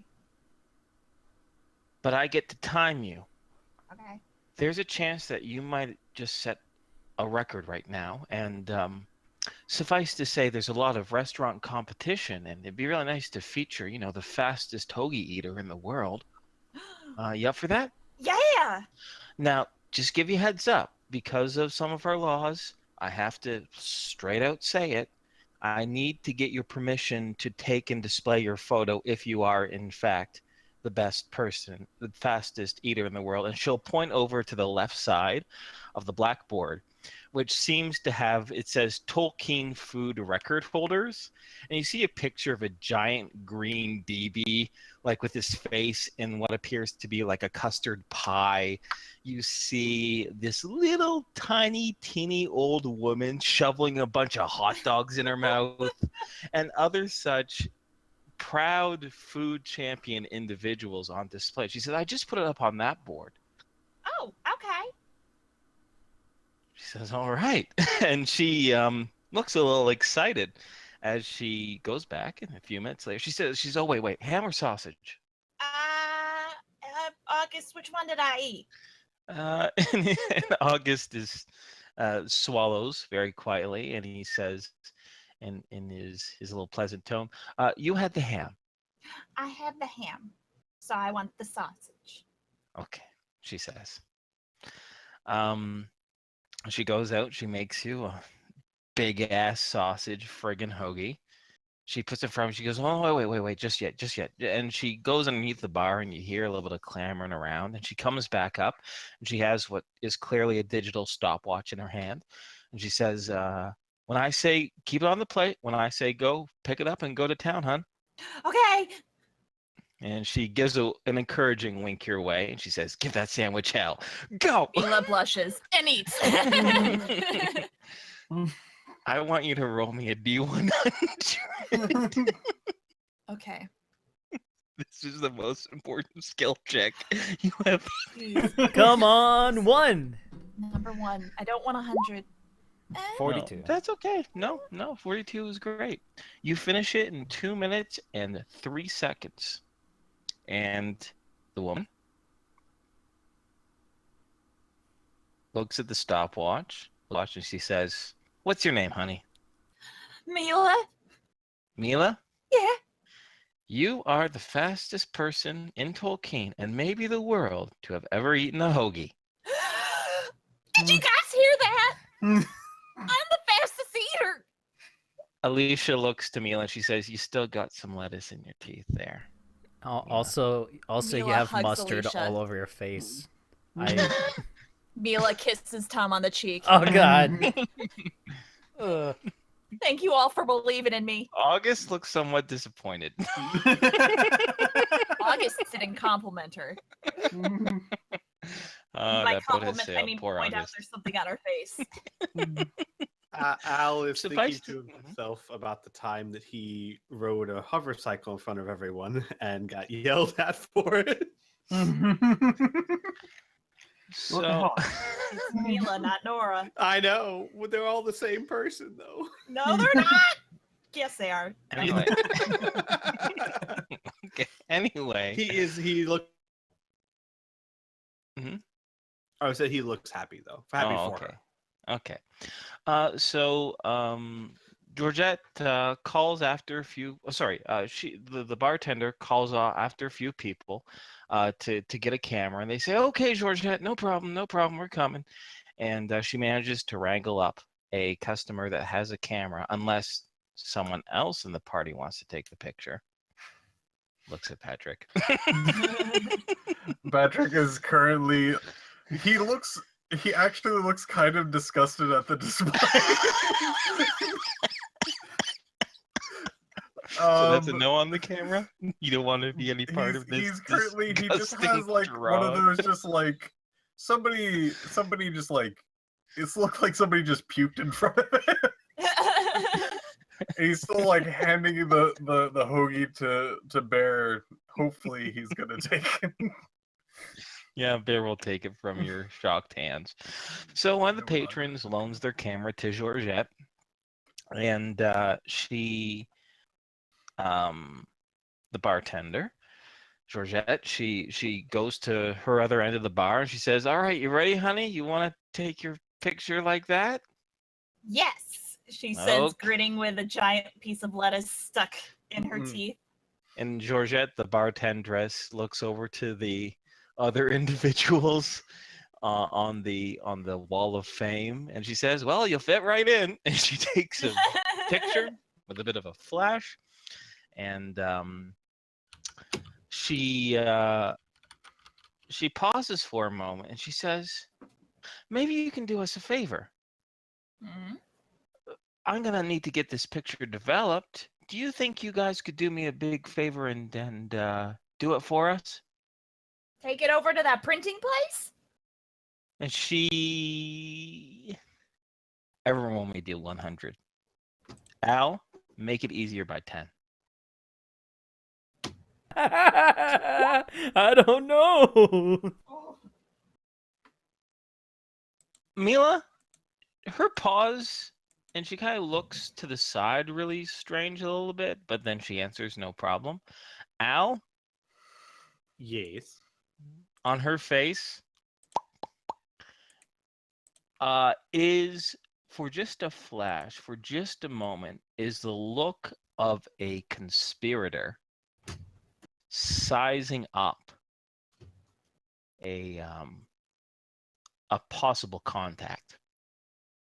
You've seen that from time to time in your training as, a spy. Got it. Question. Yeah. Does it seem and of course the answer may be don't know, but does it seem malicious or just cautious? Cautious. Got it. Definitely cautious. Definitely. You mean like the difference between a conspirator and a target? Yes. Bingo. I should maybe say co-conspirator to make things a little bit easier. Got it. And she goes, yeah, exactly. You must know the place already. Yeah, we're gonna go there. Great. Well, give Cal my regards, and you skittle on back here whenever you can, and I'll put that picture up.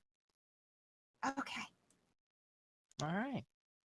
Al suddenly looks a little worried and says, Mila, Yeah. if for whatever reason you start feeling unwell, let me know.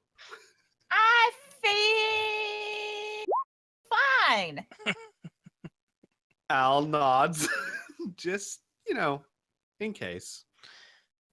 For the record, she once ate a huge amount of poison berries, and she just got a tummy ache. She has the constitution of a bull. Oh, I know. Al's just currently trying to think of like, okay, I know she can do crazy things, but that's 2 hoagies Inside of her, and she's just not that big. going to keep an eye on her for about half an hour, Massive not let her go baby. swimming or anything. Did you say Criana? I said she has a fat, massive food baby in her belly. So, like, she's wearing, Wow. like, Oh, that God. bra kind of top. She so she her has a guts bread just baby. Wow. is just gut lurching out. No Is it- swimming for half an hour. Are we saying that? Are we saying it's a moment on the lips and a lifetime on the hips? Not for Mila. That's true. She'll burn it off in like 3 seconds. So, okay, where do you guys want to head to next? I'm just To gonna- the printer. Unless you guys Yeah. want to stay around and drink and dance a bit. No, I guess to the printer, Let's yeah. dance.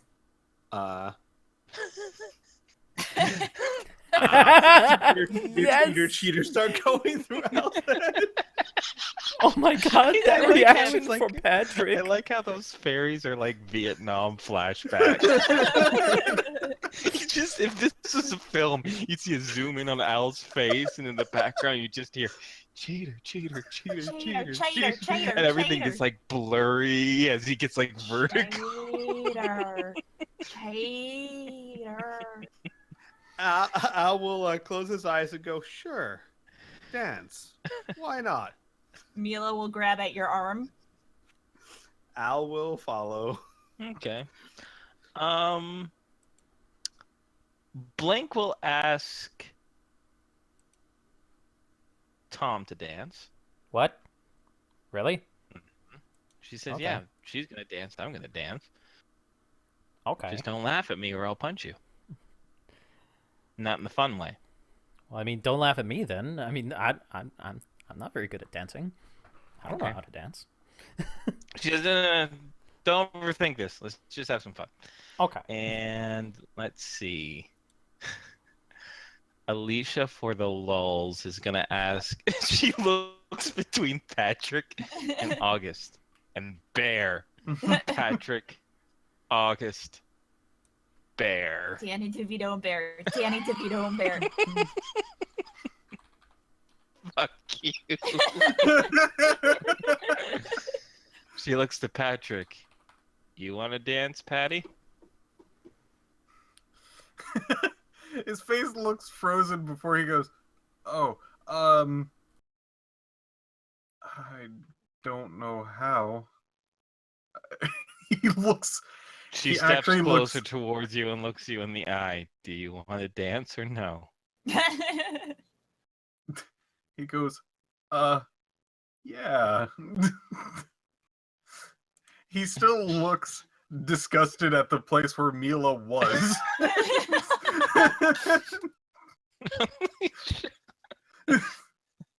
All right. Alicia will drag you to the dancing portion of the establishment, while August and Bear look at each other real quick and then just mosey up to the bar.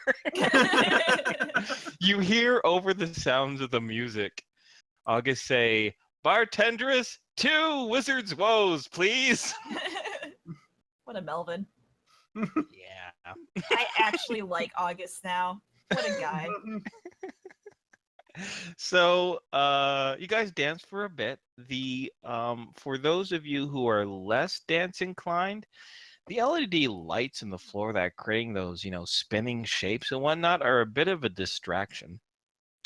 But no one gets hurt and no one laughs.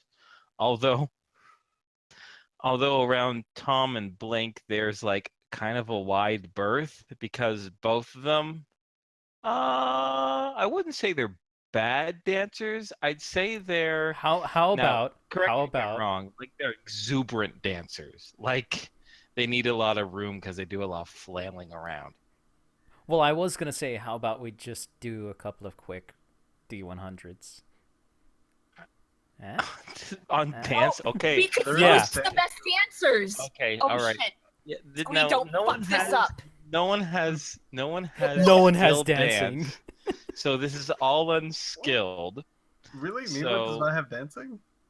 Does Mila? That's No, surprising. she has singing. She has a lot of performance. Now, and unfortunately, acrobatics will not transfer unless you Unless want I to do do a acrobatic. Backflip. Unless And you do contrary to and contrary to all the movies, secret agent training does not typically include waltzing. what? I don't know what movies you're watching. Oh wait, James Bond. Never mind. Yeah. Okay, so you know what? Okay. Those who want to incorporate a backflip, make it easier by 10 if you succeed on a backflip roll. Make it easier or Oh, harder? Okay. No, Wait, no, I have- do a backflip roll first. Okay, I Okay. do. I do one. You're a fan. Okay. Okay. you succeed. This is like I 98%. succeed. Okay. All right. I succeed! Oh my god! Okay. I know you don't face My pain, that's first great. success! So I already know Mila's gonna want to incorporate a backflip into her dancing. Al, Tom, are you going to do that as well? Okay. Yes. Al's going to try and sync his backflip with Mila's then. Okay, heads up, you're Yes. making your dance roll a little bit tougher now, but Yeah, it'll we pay are. off in the end. Okay. All right. And Tom, are you gonna try to incorporate a backflip? Yes. Wait a second. Blink's gonna get competitive. Give me a moment. Yeah, she's gonna try to sync her backflip with yours too. Fuck those guys. All right. Oh no, this could Alicia? The dance groups start giving each other these evil looks. No, here's the thing. Blink is just very competitive. Can be pretty competitive. So, and Patrick and Alicia are just gonna dance like fucking normal human beings. Or try to. So now, all right. So here's the thing. Normally, I'd have your unskilled dance roll be easier by 10 because your backflip checks. But now, because you're trying to sync it, it's going to negate it. So you guys all are going to roll straight D100s. Now, here's the thing. Wait, don't roll yet. All right. I'm going to have each couple roll, and you can combine the two numbers together. And whichever gets the lowest number is the best dancer. Oh. Got it. Okay. Do I get any bonus For my all-around higher skill check by 4%? unfortunately, no. It doesn't matter how smart you are. It I don't cannot mean pick you up on got this. move. Just cannot pick up on this. Got it. No, I mean, I'm just saying. That's. Is that okay? I asked Is for that a all right for me ruling. to You say said the no? ruling. Okay. Yeah, fuck it. Just because you're smart don't mean you can bust a move. All right, which Yay. couple wants to go first? Pair, I should say, not couple. Who? Alicia and Patrick? Yeah? Yeah, let's start with them. Okay. Oh yeah. Okay. Gotta save the best for last. All right, here's Alicia's roll. Ooh, good job, Alicia. I rolled Her really subtle low. performance is doing well. Uh, Oh, that's good. Whoa. That's Oh. not good. 59. Not good. That 59. is not good. All right. Now who's next? Yeah, that is a 59. Wow. You two. not bad. No, we gotta save the best for last. Yeah, I Burn. believe she said save the best for last, so that Okay. means Burn and Blink are next. Wow. All right. Here's Blinks. Ooh. If you roll a 1, you're great. No. Oh. Okay. It's still, you guys actually do, well, it's okay. 104. It's All right, Mila, we can do this. Okay. All right. All right. Ooh. Meh. Come on, Squee. Oh. Fuck you. Okay, so that is 75. That So is the second best. Yep. So amongst your group, Al and Patrick seem to have more finesse, followed by Mila and Al, followed by Tom and Blake. And the lesson learned was this: is if Mila and Alicia danced together, no one could stop them. It's true. Next time. Next time, yeah. So there you go. You guys got some dancing in. What would you like to do? Go to the printing shop. Okay. Now, after calming down, dancing, hanging the airs, and checking, your map for your next destination, you guys make a realization. You've been to this printers before. It's where you got that sign printed. It's the exact same one. And you know by your map there are several different printers, but is it the same one? Neat. So, once again, you all file into into your yacht, hitch a ride on the ley line passages. And by the way, I want to also notice that although your speed is definitely faster than if you walked it, and definitely less excruciating, it should be noticed that gliding along these ley lines is nothing like a breakneck or high speed, which definitely helps with the ease of controlling this thing when you don't feel like you're going too fast, you're out of control, Patrick. But you venture from the northern side of Tolkien back down to the eastern quadrant to the industrial area, and you find an area to park. You all file off, those who are interested, of course. And before you know it, you're in front of the squat, nondescript building that identifies itself as palpable printers. Those of you who wish to enter the door, enter so. There's a small jingling chime. And once again, since it's only been a matter of about 3 hours tops, the same very large, very corpulent man, light-skinned man with those big, like, auburn ringlets and that short, squat nose greets you again with big teeth, and you notice that his lower canine is tooth, by the way, not bear. His lower canine has looks like a gold tooth there. He gives a big smile. He goes, "Oh well, welcome back." Welcome. Hi. Yes. Hi. Hi. Hi. Al says he walks up to it and he leans an elbow on the counter and he says, "We would oh crap, Inferno. What was the name of the dance hall? The Confident Heart. Confident Heart. Right. Al puts an elbow on the counter and he says, "We were just at the Confident Heart having a nice dinner, and they took a picture, asked us to get it published for them, said to ask you about last month's specials to get a really good deal." He gives a bit of a chuckle. He goes, "Oh, I see. How's Georgette doing?" She's doing fine. "Good, good," he says, and his big ring, like thick fingers fold across like his belly, and you see his dark, dark brown eyes peer down to your wrist, Al.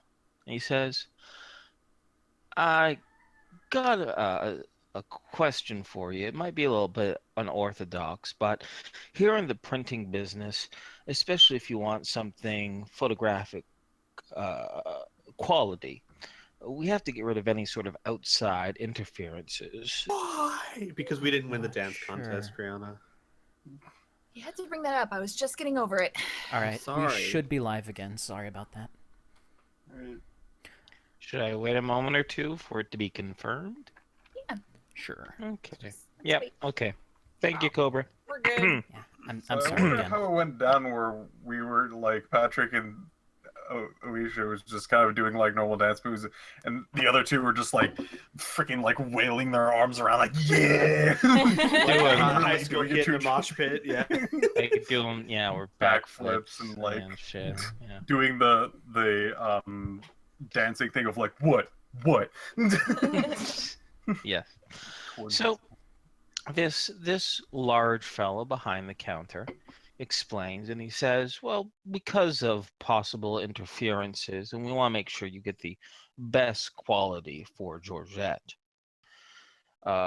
we want to eliminate any sort of influences, and we've found that metallic influences tend to be a little bit tricky. Now, it's a little unorthodox, but I assure you, it's not violating any sort of terms or legality. And I was wondering, and he takes out a small yellow manila um, envelope, and he says, if you could just momentarily unhook your, and he gestures to his wrist, and place them inside the envelope to insulate it for a while, and I'll get on to developing your pictures. Al takes a look around the store to see if there's anyone else there. There is no other there's no other customer that you can see, and it's not a very big store whatsoever. Have it as counter space, and there appears to be one other employee by one of the scanners, one of the print scanners, off about 20 feet to the left of this big man that you're talking to. Got it. All right. Al would say, "Oh, well, they told us to keep it on, but I suppose if it would hurt the picture," and he'll slip it off and put it in the envelope. The large man gives a smile and he says, I appreciate your flexibility.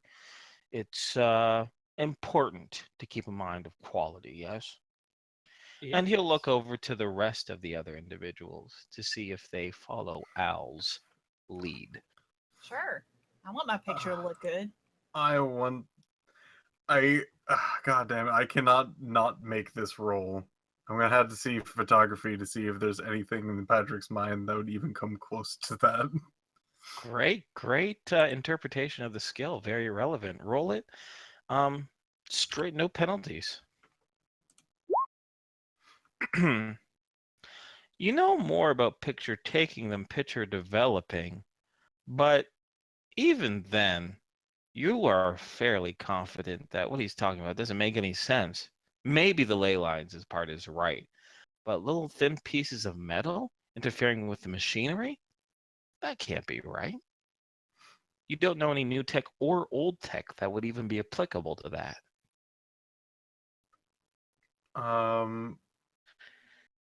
Without rolling again, Patrick will most likely go like, I think I know what's up here in his own mind, but he's also going to assume like, if this is a thing, it might be something to do with magic that I'm not familiar with, and slip it off.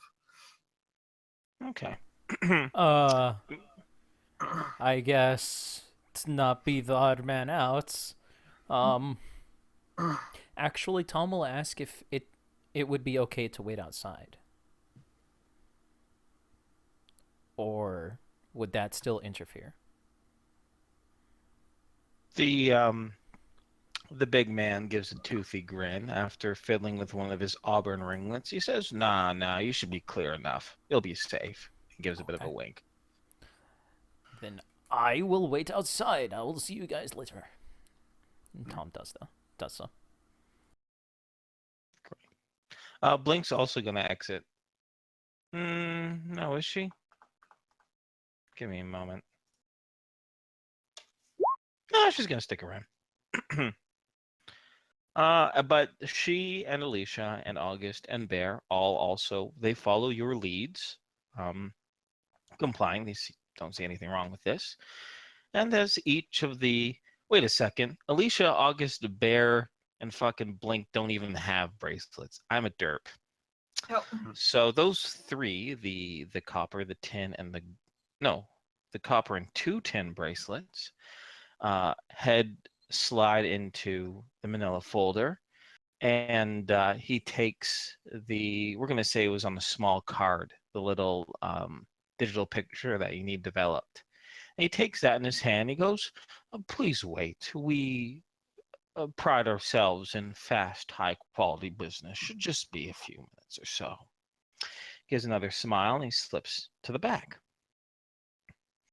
The other person at the printer kind of gives you just a pleasant little smile and continues on his current task. A few minutes later, the gentleman who was doing his task at the printer is called back to the back, and he goes. And you guys are alone for a few more minutes. Then the young man, not the larger man that you've been dealing with, the young man comes up and he has a much larger envelope inside, and he says, oh, here is your picture, sir, and your personal property. Hopefully everything turns out as you like, and let us know if there's any confusion in your package. Al will take it and he'll say, thank you very much. I Okay. appreciate the quick service. You're very welcome. He says, and he'll continue about his business with the sealed envelope in your hands. And with that, Al will put his bracelet back on and Oh, you don't know. You didn't get your bracelet back. You don't know. Well, he said thank you, but he gestured to the envelope, but right. you don't know if it's in there yet. Al will look to see if it's in there.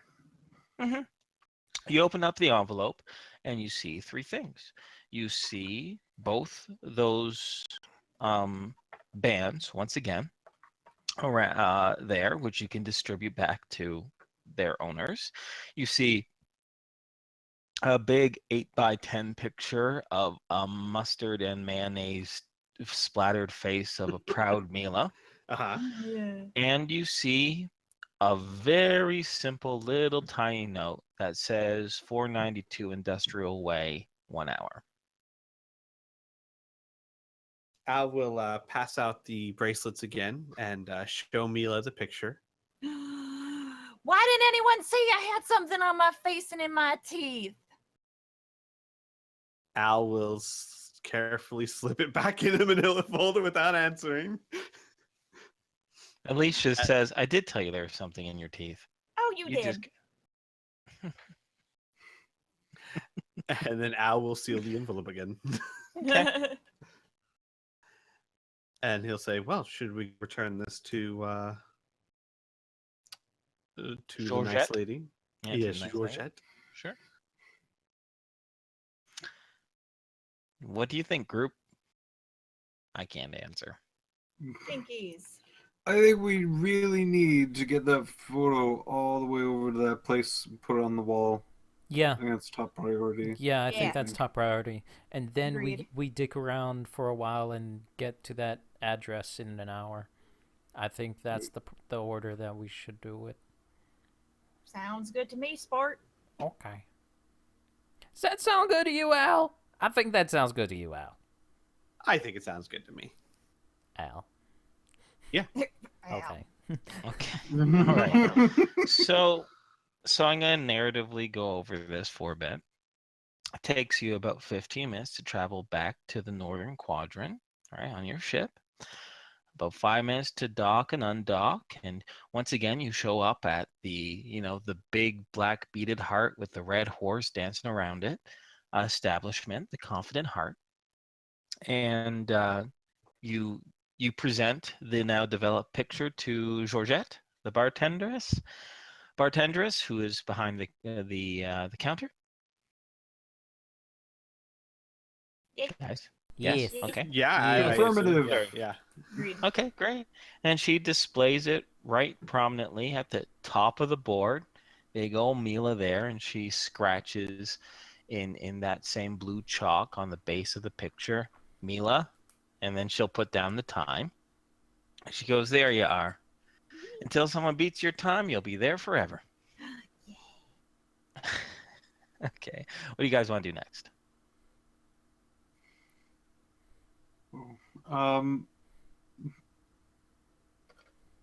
Uh, when Patrick steps outside with the rest, he would probably ask the group if it would be okay to take a trip. Um, it's either over to the entrance place to talk to a person because he's interested in the service, or since we have a map, be able to actually go to maybe the main place of such things. I think somebody at the entrance said something about like a wizard, techno wizard thing. If you Yeah. have the idea, we can make it or something like that. The Grand Mall. Yeah, we can do oh that. yeah. Will going there and getting that stuff taken care of take enough time so that we can get to the address? You only have a half hour left, approximately, We need to go to that and address.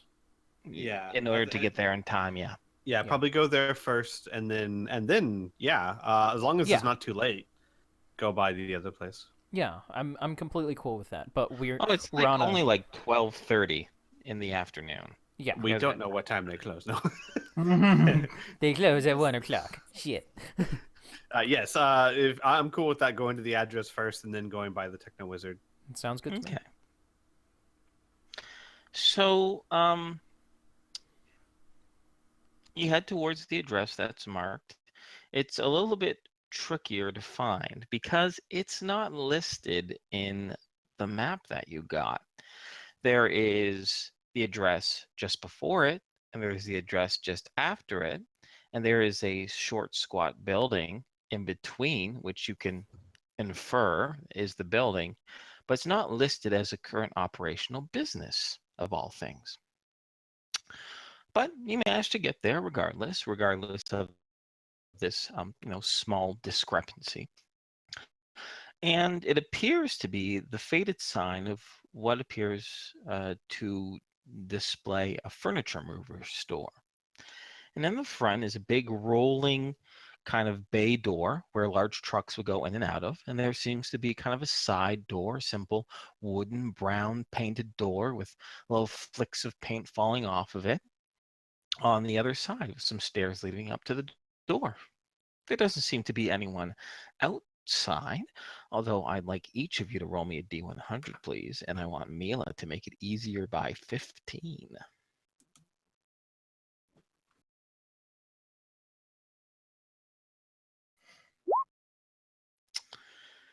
Patrick and Al,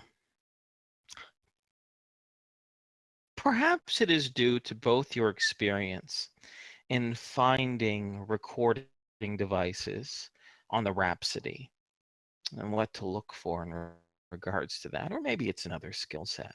Suffice to say, you two definitely notice that above both doors, the wide warehouse bay door and the smaller brown door in the stairs, seems to be very subtle little black holes that look like they could just be damage in there.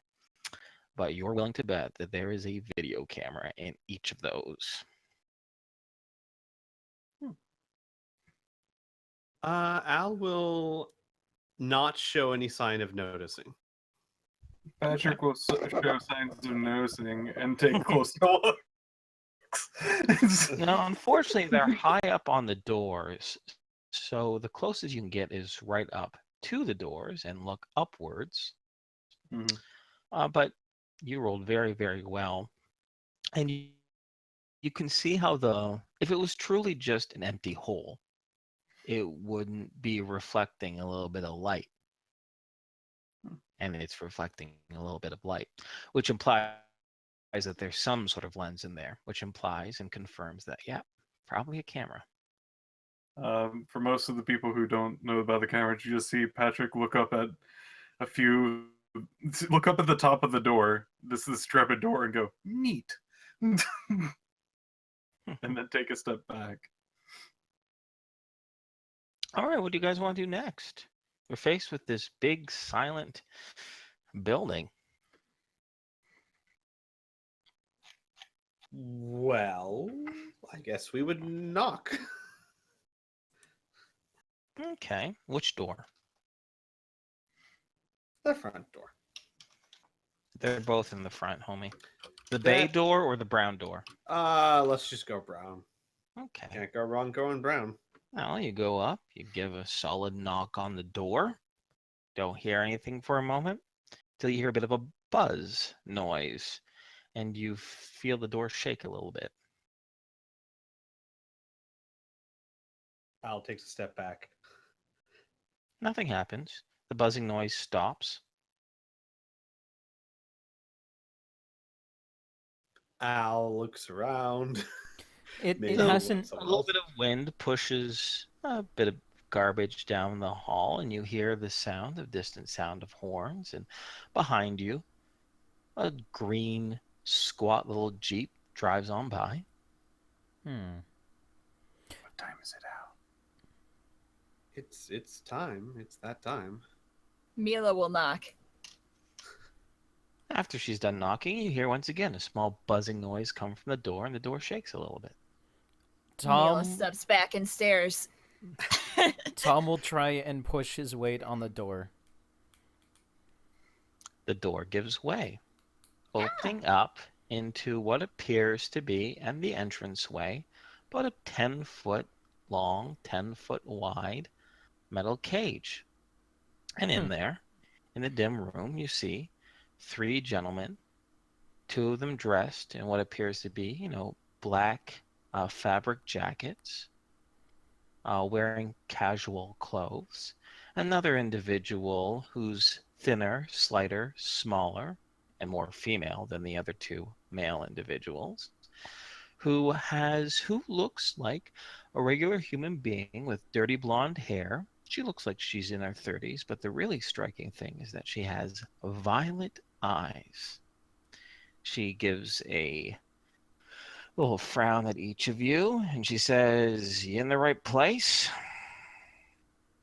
I think so. Well, we'll find out about that, Chuck. She looks over to the bigger black jacketed gentleman to her left. He has a big, thick face and a big, wide jaw and these little cauliflower ears. He's shaved completely. Like his head is shaved completely. And he comes on over, and from his back pocket, he takes what appears to be a small scanner. He goes, "You," and he points over to Tom. "Come over here," and he points to the section of the cage, the corner of the cage that he's standing right by. The only thing blocking you and him is obviously the rows of the cage. Okay. Tom does that. Takes the scanner, he waves it over you from your head to your shoulders to your arm, midriff, legs, feet. When it gets to your wrist, it gives a little wee wee. He looks over to the violet-eyed woman, and he shakes his head. She says, "Nope, you're in the wrong place."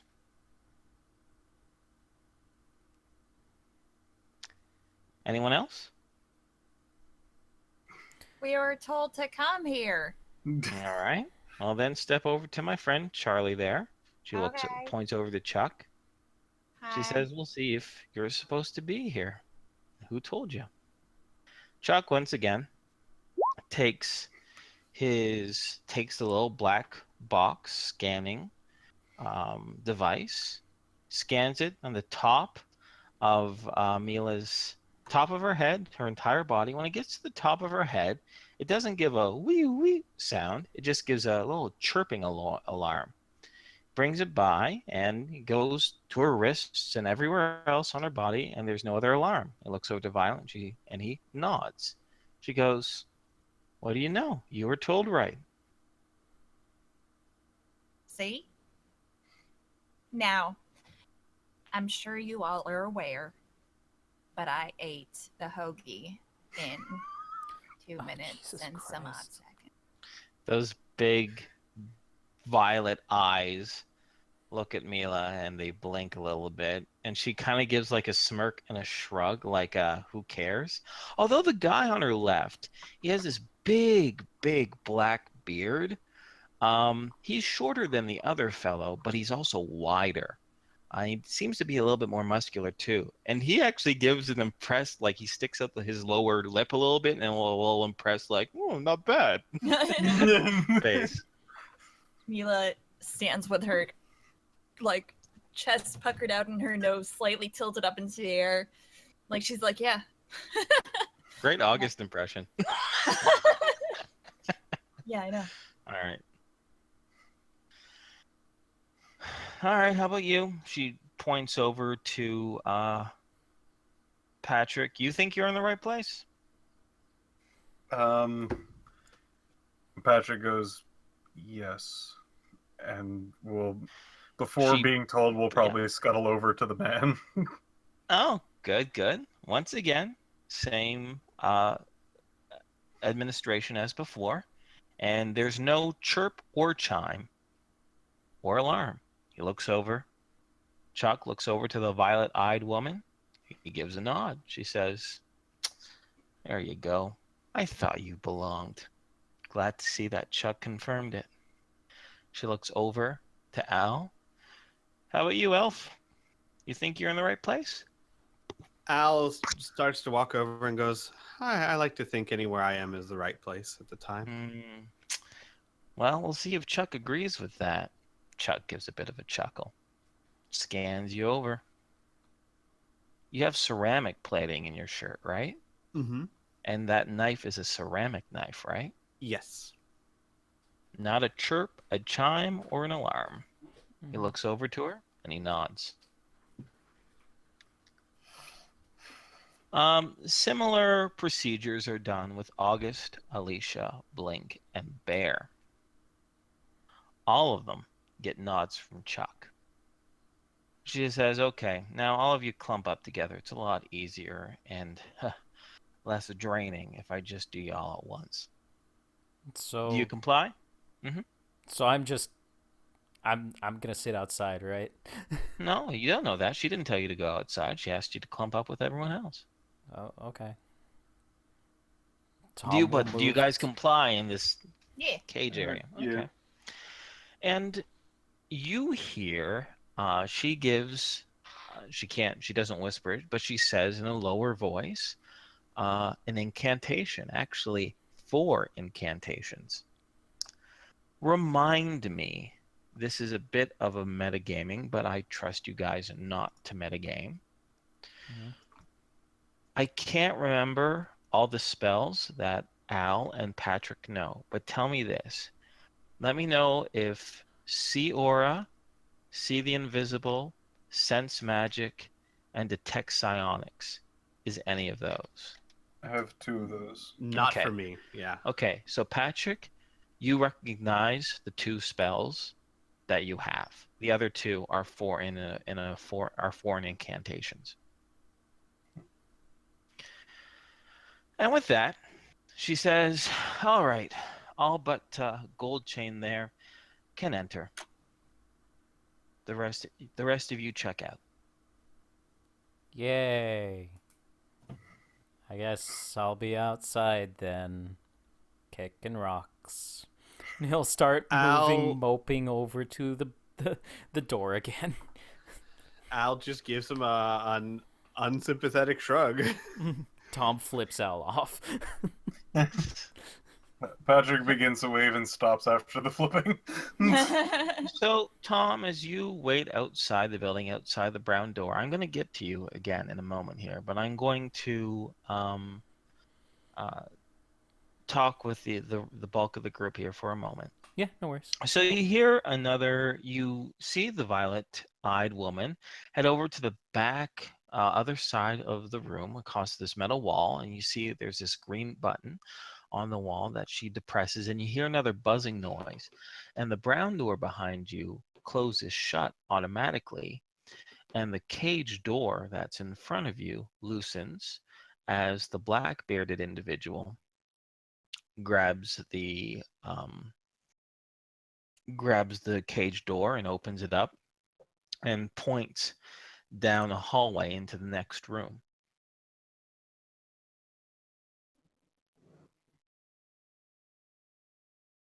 Well, then Al would go. Okay. Mila will follow Al. Okay. You all file in. It's fair to say that you all, with the exception of Tom, file in to the other room. Violet pops her head in and she says, yeah, he'll be in here to see you in a moment. All right, hold tight. And with that, she retires back to the previous room that she's in. The room that you currently inhabit does not look all that fancy at all. It is dusty. It is dirty. It clearly has not been used in at least a few years. You actually smell the smell of like mildew in the air a little bit. And the only bit of furniture are two squat benches along the left side of the room. There doesn't appear, with the exception of a grimy window pointing towards the street, there doesn't seem to be any other natural or unnatural form of light. And there you wait for a little while. 5 minutes later, Tom, you're kicking stones on the street, waiting for your friends, figuring things out. Mm-hmm. Down the road, you see a jet black, sleek vehicle that actually doesn't run on wheels, but hovers in the air come on by, and it stops a block away from you.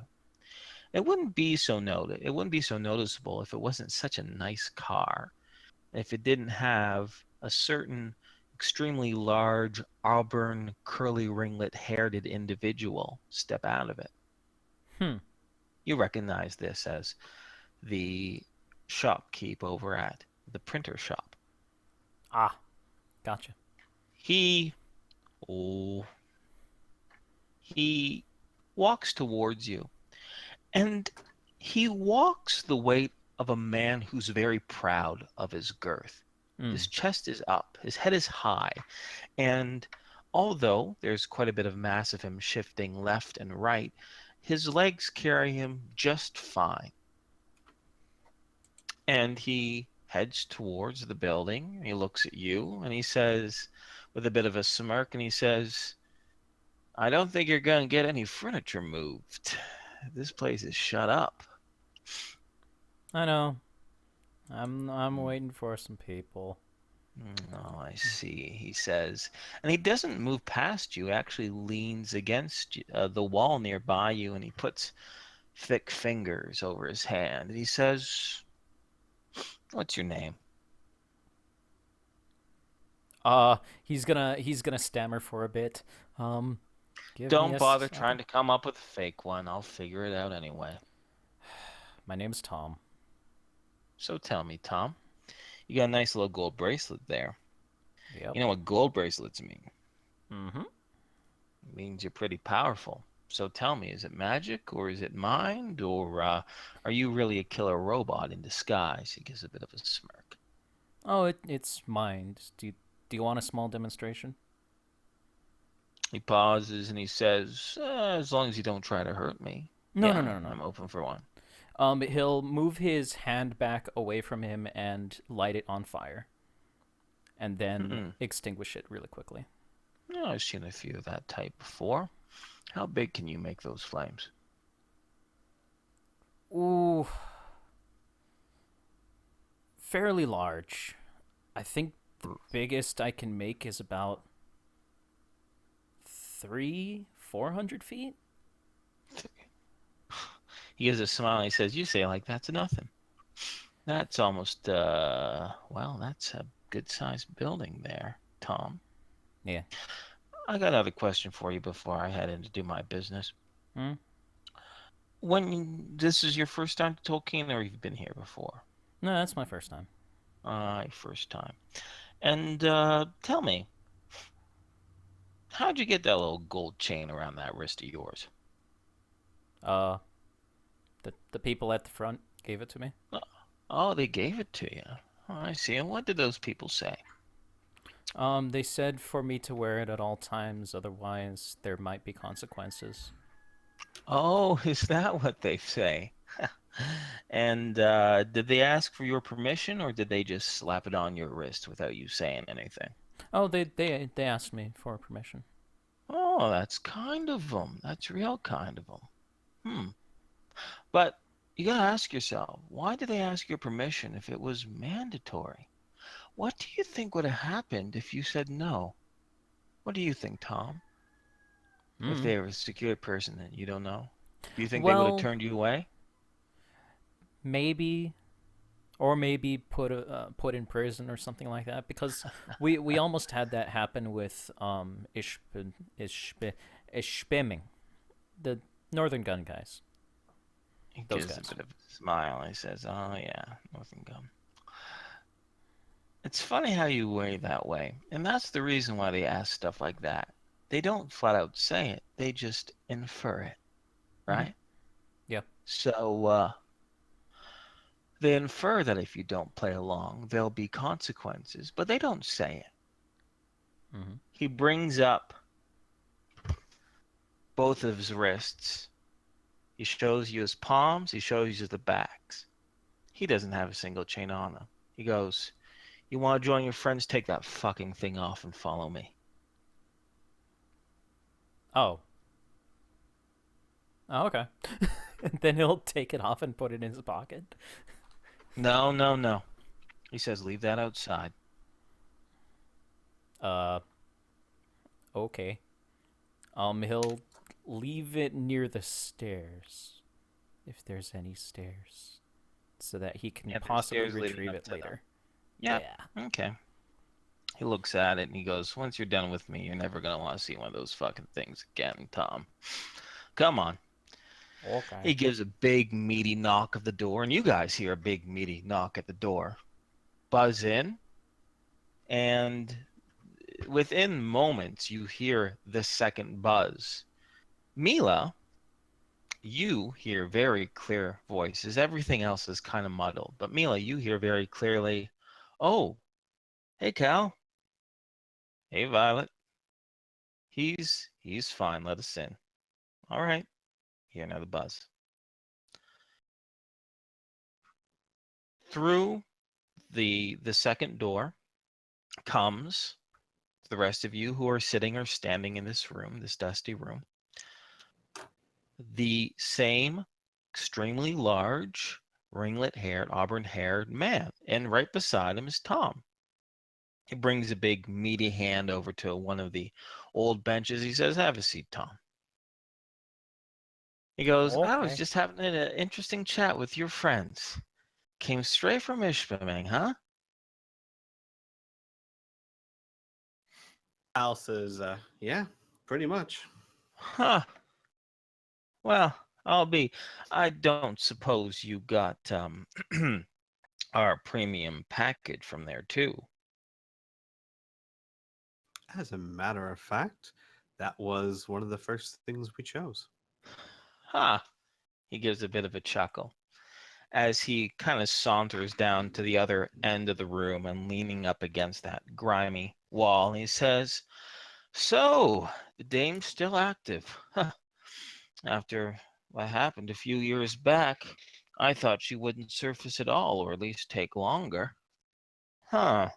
He runs his tongue underneath his big, greasy bottom lip. He says, "Well,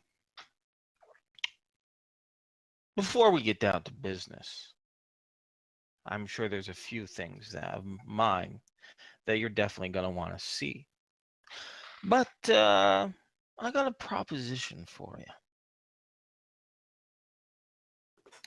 I'm all ears, "Great." says the The- elf.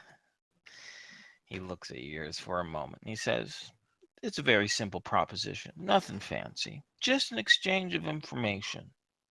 You say you came straight from Ishpeming, and I'm kind of interested in what happened in Ishpeming. You can say I'm a fan of the dames. Really like her. And I'm curious about her. Want to make sure she's okay. Plus, like I said, last little while, she's been keeping her head real low. And all of a sudden, it pops up. I hear earlier this morning something happened with the Ishpeming police. They misplaced a few things. And here you are coming from them with pretty much one of the best exclusive elite deals that we got on the market. I'm putting a few things together. So, how about this? I ask you a few questions. You answer truthfully what you were doing over in Ishpeming. My curiosity is sated. And let's say you get a few perks with this package that I give you. You know, you're in a home, you're in a good place, it's safe, right? Well, maybe you need food delivered, right? Maybe you need to know the best places to get a deal. Hmm? Maybe you want tickets to a opera or something, but it's too late. It's only a half hour beforehand, and you need someone to find you something real quick. You know, little tiny favors. Nothing major, but something to make your stay here in Tolkien a whole lot easy. What do you say about that? Al would look around to gauge the others' reactions before he answers to see if he can tell from their faces. Mila's falling asleep. Yeah. A lot can be read from that. Blink is glaring at Al, and it's very clear that she doesn't want to be here. Um,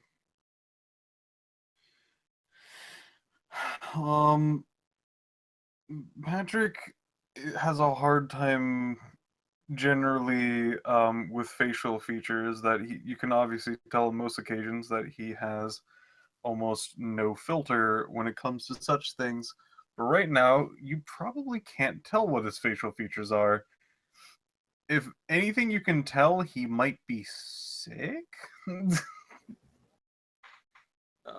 Okay.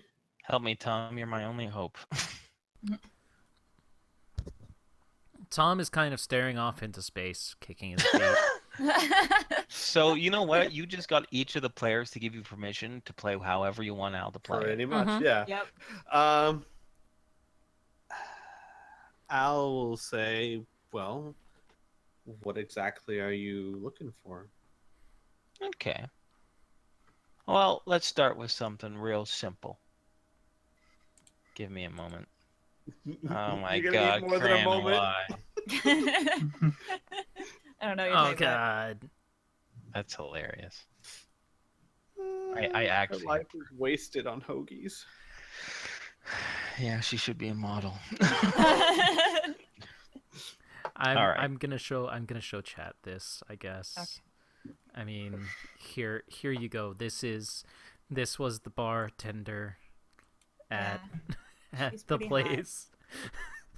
I don't. Right. Oh god, why? No, don't say that's canon. That's just a fucking mock-up job What? of what Yeah. Criana did. Come on, Inferno! No, I'm putting my foot down.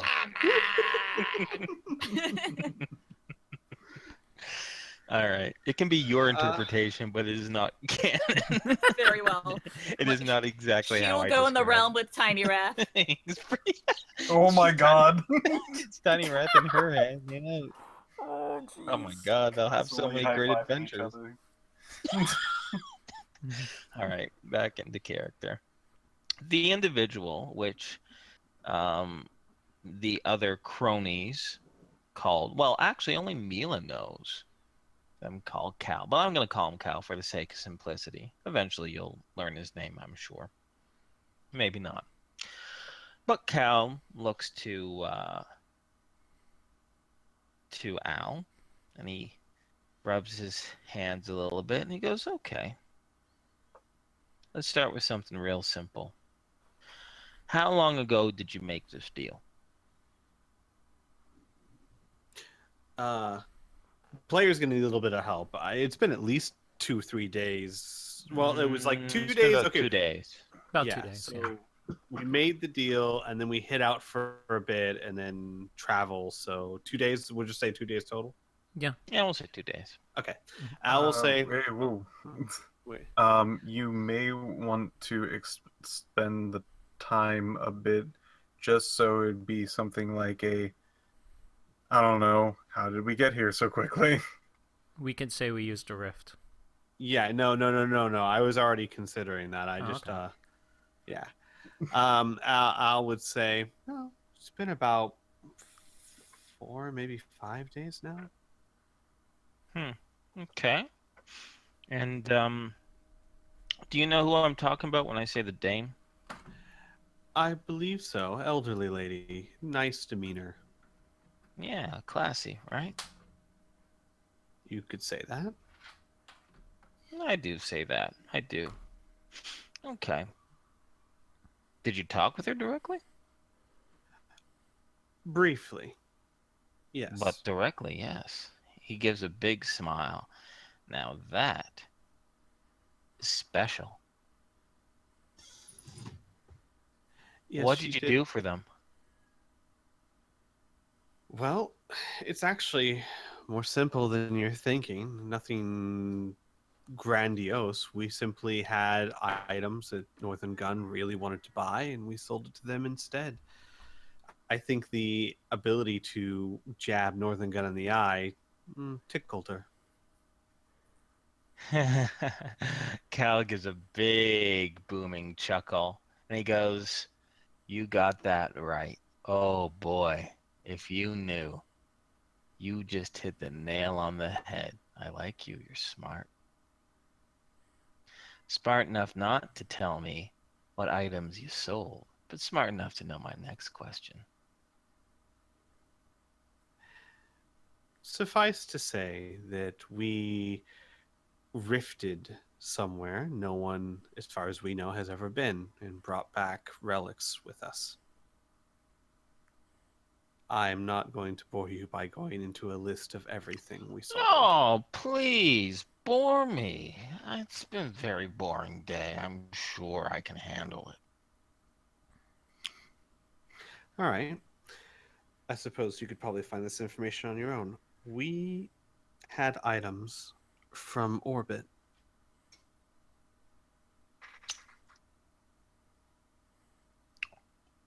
Orbit of what? of the planet, This planet. this planet. Like, he is clearly taken aback. Beyond the debris up above us, there are certain space stations that have been there since the fall. We had quite a journey through rifts and Oh, paid them a visit. weapons? He asks. Al nods.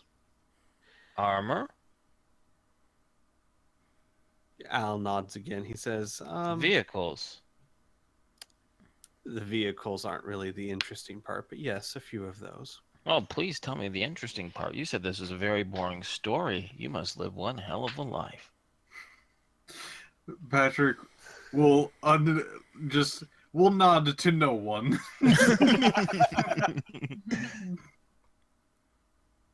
Al will say, new type of power armor called Starscream. Survivable in complete zero atmospheric locations, decent capabilities, and most importantly to Northern Gun, and now our friend, built by a completely different type of technology thinking than Northern Gun's used to. Hmm. Al gives a big smile and he says, "Now, I don't know if anything you told me was absolutely true, but I admit I like how forthcoming you are. And you're right, there's ways I can find out, but it takes a lot longer. And I had this itch on my back, this curiosity itch of what the dame would have done. And your story does kind of add up within its own logic. I mean, after the crackdown of Northern Gun, after a few years, the entire cell went underground. Whew, big fucking bust up. The only thing to poke her head up would be something spectacular.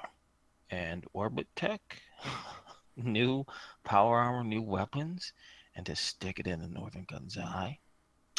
Oh, the dame must love you. Oh, she probably gave this to you for a steal. Well, what can I say? He says, "I'm jealous as hell. But her gains is our own gains in a way, and now you're a friend of ours. And now that we're done with this friendly chat, let's give you what you really want, what you're really here for."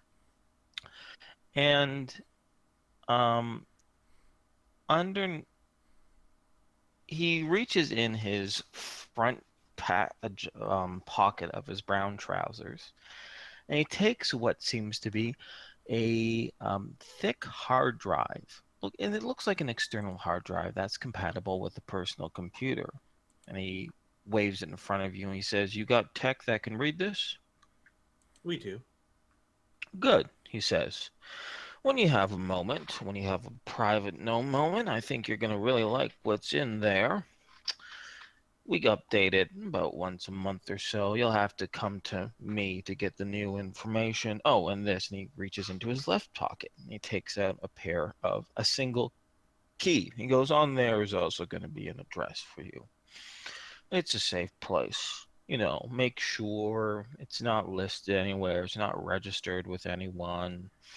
It's in a discreet location, so as long as you don't raise a bunch of hell and you keep your mouth shut, should be no reason anyone should be able to find you.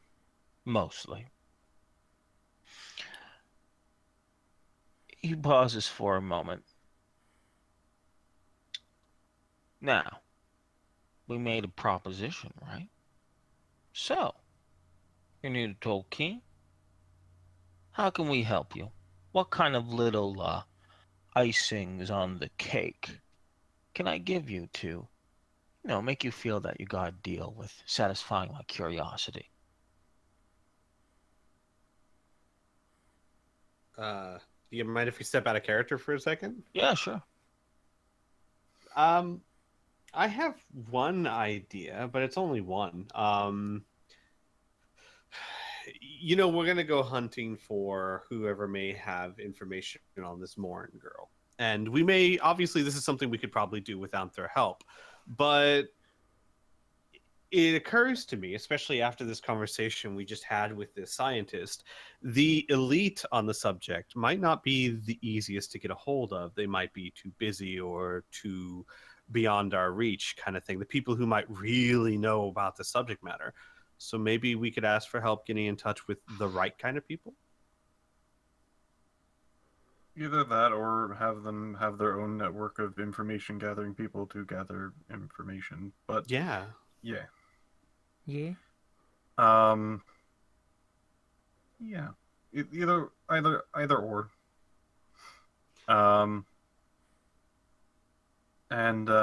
If he said tickets to an opera, why not that classy one of the fun wacky place thing?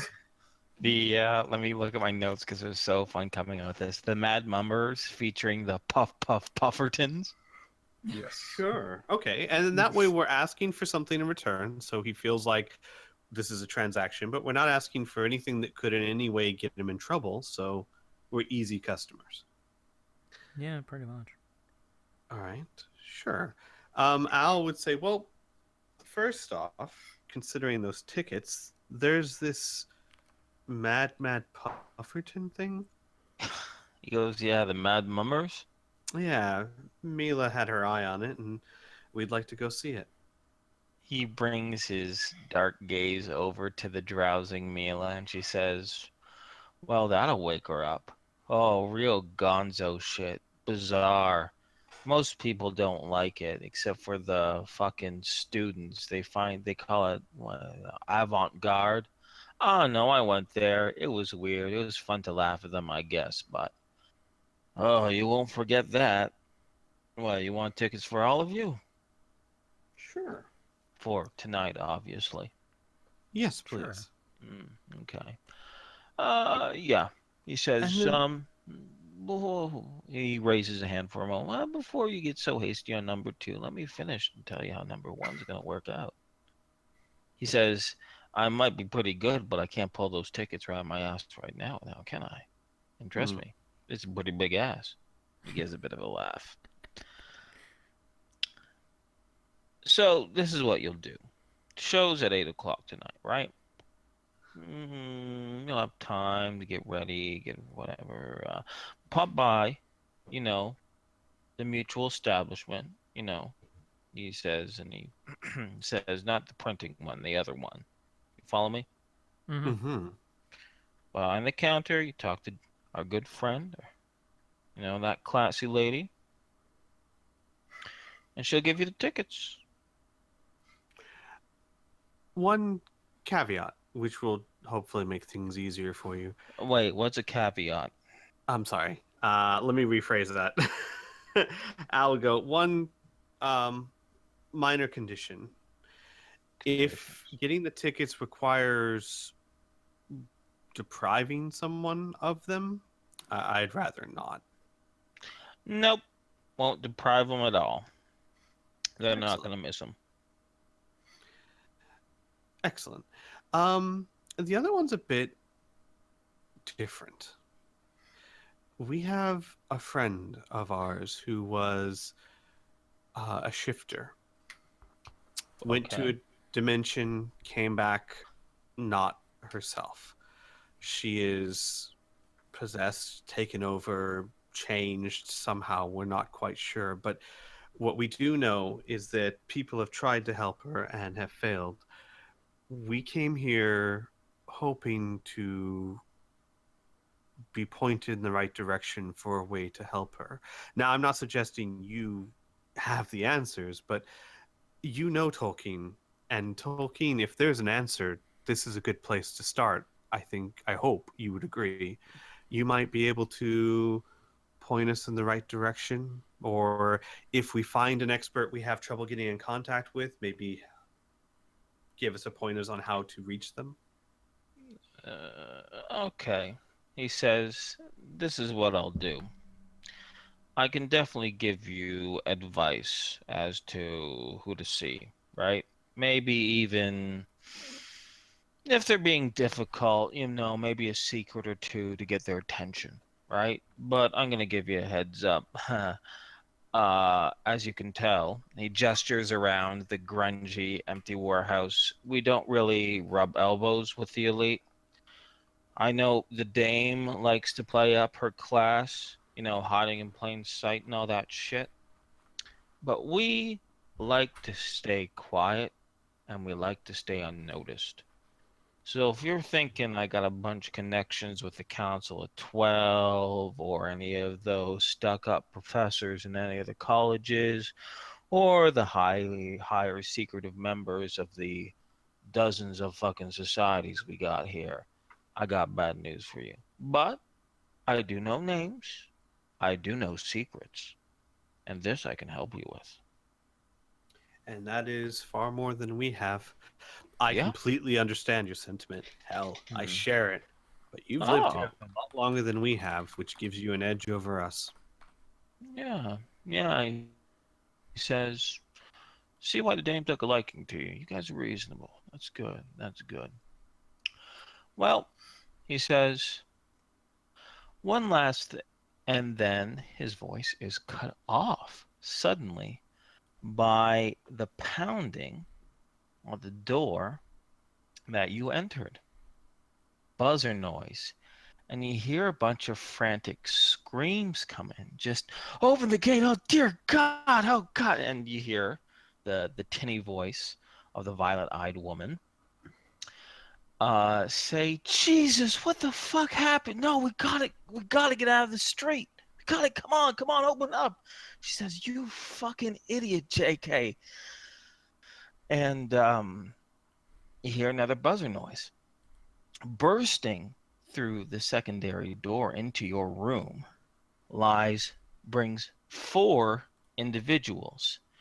Two scrawny, ratty young men carrying a third individual. She is it's clearly a woman. She's wearing what appears to be, you've seen this from time to time, almost like a camouflage adventurer or hunter's outfit, something that you would wear underneath, say, body armor, power armor, right? It's Mm-hmm. something that's very frontier friendly and not something that, a citizen of an enclosed city would wear. She has um, excuse me, she has very, very light strawberry colored hair. It's very long, it's hanging around her face, and it's clear that around her temple it's bleeding as if there's a blow. There's a few more bruises on her chin. They're carrying her in. But who's really doing a hollering, really doing the screaming, is a young man. He's probably about 17 years old. He looks to be of somewhat Asian origin, I guess you could say, of his, physical phenotype. Mhm. But he is missing his left hand, and instead there is a bloody stump, and around it is actually some newspaper, the old Tolkien Free Press, that's brought around it, that's covered around it, and it's just soaking right through. And he says, "The bitch had a friend. The bitch had a friend. She kept on complaining about the armor that we sold her. She brought her fucking friend. Jesus, oh God, Cal, it hurts. Oh God, Cal, make it stop." And Cal's trying to get some order over all of this as this foursome um, staggers, into the same room that you guys are in. Al would immediately. Is it safe to say Al's wearing a belt of some kind? Yes, that is a fair assumption. Al would immediately remove his belt, walk up to the guy, and begin tying a tourniquet around his wrist. Okay. And Tom casually mentions, "Do you want me to cauterize it?" not yet, but maybe. And then he'll say very loudly, "Do you have medical equipment here?" Cal looks around and goes, "Does it fucking look like we do?" Tom, categorize it. Okay. And he'll get up from the stool and light his hand on fire, and slowly walk towards the Okay. guy. Al will move around the young guy, and he'll say as calmly as he can, "This is going to hurt, but it'll save your life, and I'll take care of you. I promise. Just bear with it." Your kind medical words of professionalism, alas, although would be perfect in a hospital setting with an anesthetized individual, this panicked person, actually, wait. Let's be a little fair here. I want you to roll me a D100. Sure.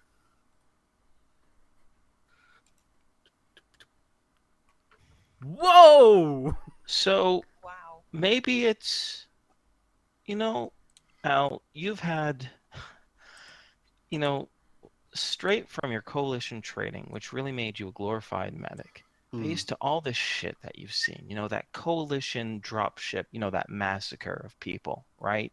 The dismal conditions in the Outcast Station, the bright little stars, the refugee camps outside of Greencastle, and a host of other encounters, has brought with you a sense of intuition on how to deal with people, right? It's not just the words anymore. The words help, but you know how to get their attention. You know where to grab them. You know to look them straight in the eyes. And you know how to soften your eyes to let them know that you're a professional and that they should listen to what you do.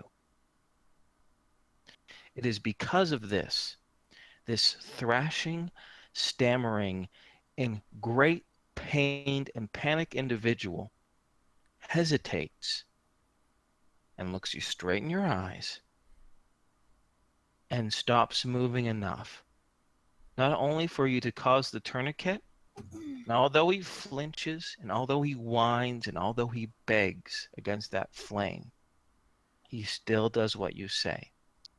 And because of that, what could have been not just a cauterized wound, but significant burns along his upper arm is prevented. And you're right, he's in a huge amount of pain. But thanks to you and Tom, he still might have to worry about shock, but he will not bleed to death. Sweet. All right. Al would. Well, actually, I guess this is kind of a question Sorry, here. I thought that was pretty verbose, but I figured that was worth an epic. No, Dude, it I'm was so great. happy. I'm so Good. happy. I loved every second of that. I do have a question here. So the heal wounds spell. Mhm. Can it be used in such a way? So it's used for minor physical wounds, bruises, cuts, gashes, bullets, etc. can Yeah. it be used to at least maybe take some of the pain away from what he just went through? Alas, no. It's heal wounds, not deaden pain or any other Hmm. such thing like that. Mhm. All right, then he's going to um he's gonna kind of pass him over to Tom, and he's gonna say, "Sit him down, keep him awake," and then he's gonna move directly to the girl who's unconscious. She was put unceremoniously on the ground as the two ratty looking fellows, and both in visage, like their haircuts look like they were cut by themselves or by a real amateur, right? It's struggling. Their clothes are ratty. Their faces are long and haggard, even for, a pair of relatively young men, right? Mhm. And Al, you notice that their fingers jitter a lot, which could mean one of two things. They're extremely nervous about the person that they're talking to, or it might be the signs of an addiction, specifically an Hmm. addiction that is waning. Not an addiction though, waning, but a high that is waning, one might say. Got it. So they're either But you'd have nervous or on the They're bend. coming down from something. Jonesing. Yeah. yeah, they're coming down from a high. Yeah, you'd have to do a more physical examination to confirm that. But your priority, of course, is the woman who's unconscious on the ground. Hmm. Um, and I'm gonna have you roll a diagnostic check for me now, and then I'm gonna just pause for a moment because it's gonna take you a few minutes to do this, and I'm gonna go with the rest of the group because now that the screaming has subsided and Cal can finally think and listen to these guys, you guys will hear the conversation between Cal and these other two gentlemen. Okay. Well, quick. Just is this going to be a paramedic level or a doctor? I'm gonna say paramedic because of Okay. the situation. Got it. And then okay, I'm good. I'll just roll it and Yeah, roll it. Let me know how much you see. Okay, succeed by succeed by 30. 30. Yeah. Okay, that's very solid. All right. Mhm. So as Al's crouching over this other person, you hear these guys quickly talking. Sometimes they talk over each other, but eventually Cal puts his big meaty hand on the one closest to him and points a finger at him. And he, after a while, he's the only one who does any of the talking. And the more he talks, the more he kind of calms down a little bit. He says, "I'm sorry, Cal, I'm sorry, but she's been bugging us for the past 3 weeks. We told Haha all about her, but she kept coming at us, bitching about the armor that we sold her was fucking stolen. She said there was marks on it. I told her to go fuck off. If she got what she wanted, she should be happy. But she kept coming at us, coming at us, coming at us, until we threatened to beat the shit out of her. She finally left. We hadn't heard from her for 10 days. We thought it was fucking done. We thought it was fucking over with.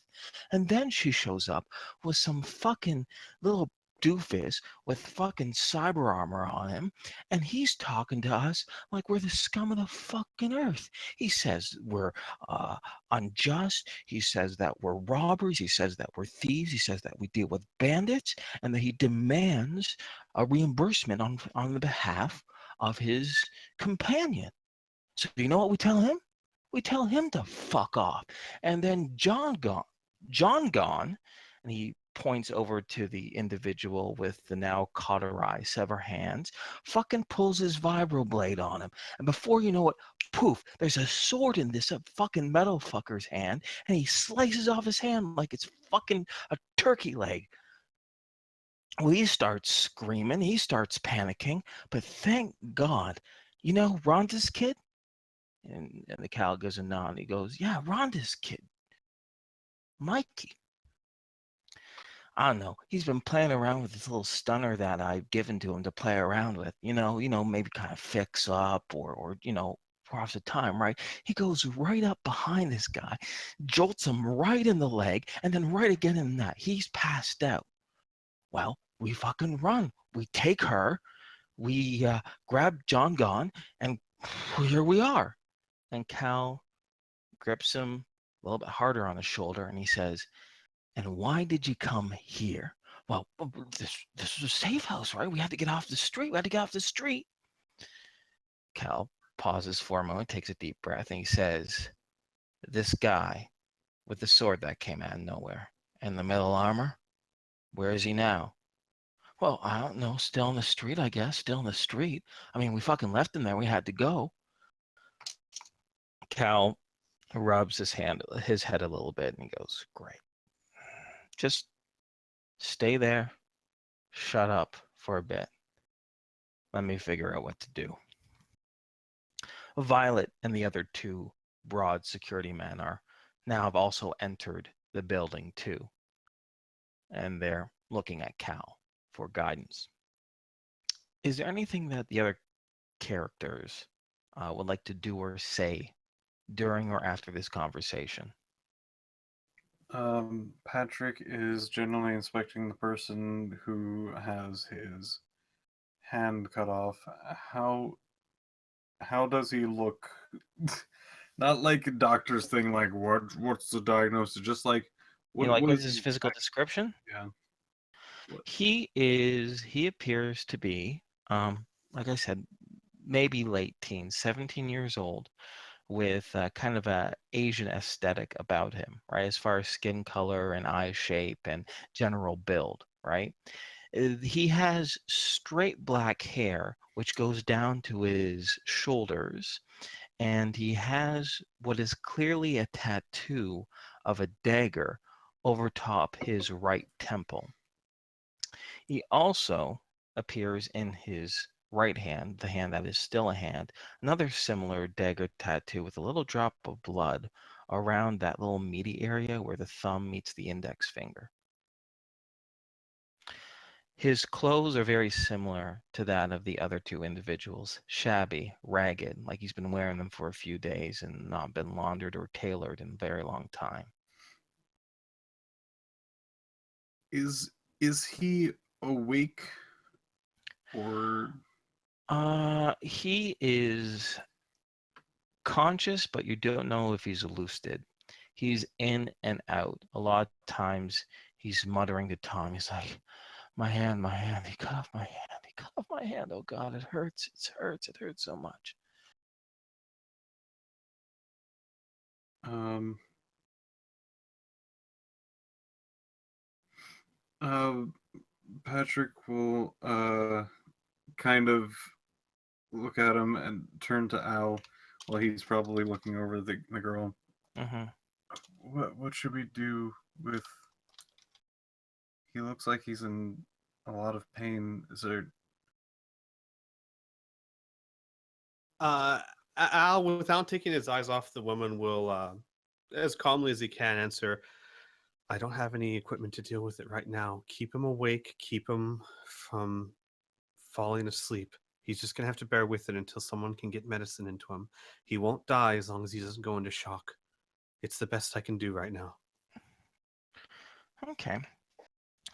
By the way, during this conversation, everything like that, I'll let you know how your person checks out. She has contusions, mostly on her face. It's clear that she might have a rib or two that's broken as well, but for the most part, she has no other wounds, no stab marks, no bleeding. There's a really good chance that she is concussed, and she's been unconscious for a little bit, but checking her pupils, she still has dilated, so it doesn't seem like there's any cranial bleeding, nor does it seem like she is in an actual comatose state. Anything Okay. else, or should I'll move on with the scene too, but I want to give you guys plenty of time to interject or to talk or to, decide, So, blah, blah, blah. so from his best judgment, obviously concussions are serious, but there's nothing life-threatening to her at the Correct. moment. Okay. At the moment, she's beaten up, but her life is not in danger. All right. So, out of character, now that I know both of them are going to live as long as they receive proper medical care, I'm for GTFOing because this is the kind of business that I don't want to have any part in. You know, I agree. Out of character, I really want to cast a spell on the man to keep him from doing that whole thing that you were saying. but he doesn't have enough freaking medical expertise to do it. I like to know that that's needed. So, okay. We're in too deep. Yeah. Well, here maybe this would help. Al would say, actually, you know what? Yeah. So, after assessing her, Al would stand up and go over to Cal, and literally interrupt whatever conversation they were having. Cal looks towards you for a moment, and his face is in serious thought and irritation that he was interrupted. He'll say, "She's fine. She probably has a concussion. You need to take care of that, but she'll live. Your friend over there whose hand is missing, we've cauterized the wound. He needs medical attention soon, but he's not going to die for the moment. If you have any way of lessening the pain, it'll lessen his chance of going into shock." He looks at you. He looks at him. He gives a bit of a smile. He says, "Okay. You're medically trained too?" He nods. Oh, so you put those smarts to good use. Okay. He gives a sigh. Vi looks over to the violet-eyed woman. Find Rhonda. Find Mikey. You paid them each 5,000 credits, thanking them for their assistance. All right? I want you to take another 2,000, spread around that neighborhood, make sure no one saw nothing, no one says anything. Okay? Great. Chucky, he looks over to Chuck. I want you to get your eyes on the interferer. The one with the armor, the one with the sword. You know what I'm thinking, Chuck. And Chuck gives a big nod. You find him.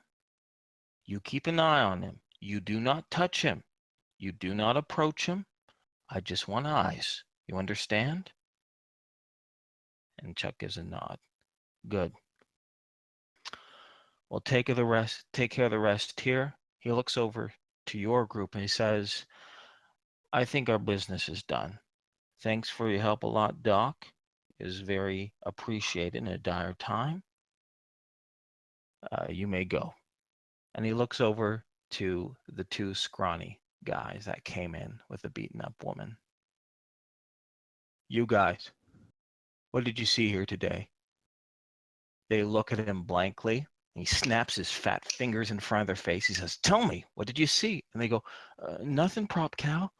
Nothing. You're fucking right. And if you did see something, who are you going to tell? They say, no one, Cal, no one. Good. And he looks to your group and he kind of makes a gesture back towards the door where you came through, towards the caged entrance. Tom will get up and start walking over there. Yeah, Al will also leave. Okay. Mila, Patrick? Yeah. See ya. Patrick looks nervously to the person at the table and then follows his group, approaching Al while he's walking out.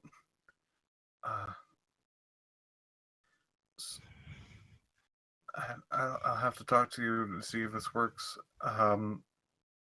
What's up? I don't know if this is something that. So I had a spell that may have helped out with that situation. I'm unsure because I don't know. Trance. What does it do? You guys, are you guys stopping to talk in the door? Yeah, Al would stop because if this can help, he's going to make sure, he wants to do everything he can to make sure this guy lives before he goes. Hypnotic days, only listen to my instructions, 35 minutes. That's about as far as it really goes. Al thinks for a second and then shakes his head and he says, it might drop the vitals. I don't know what the trance does, and if it drops the vitals, that could be bad. It might be like him going to sleep, which is the worst thing for him right now. I appreciate the thought, but without knowing more about the spell, I can't safely say it would help. Okay.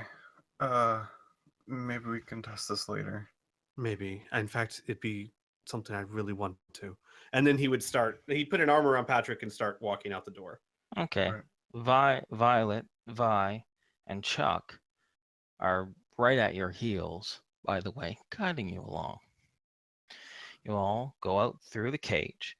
You see also going through that front door is Violet, is Chuck, and the two scrawny guys. Cal, the big black bearded fellow, and the two injured individuals don't follow you. They stay inside the warehouse. As you clear out onto the street, Tom, you're able to find the little glisten of a gold chain by the stairs. Mhm. What do you do?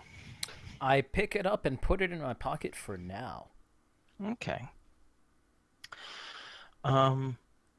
Violet and Chuck cross the street as the two scrawny guys kind of huddle by the decrepit warehouse, kind of muttering and kind of in awe of each other.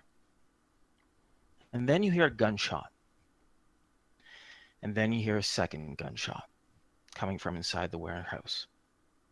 The two scrawny guys look at each other like they're fucking terrified, like they just saw a ghost, and they run down the street. Did anybody else hear that? Unless someone stops him, Al's going back in. He did not try to save their lives just for that man to shoot them. Tom will stop him. Al has a look of utter hatred on his face. I know. Going in there will solve nothing but create more problems. Let's just go. Am I the only one that heard that? We all heard that, Mila. Let's go, please.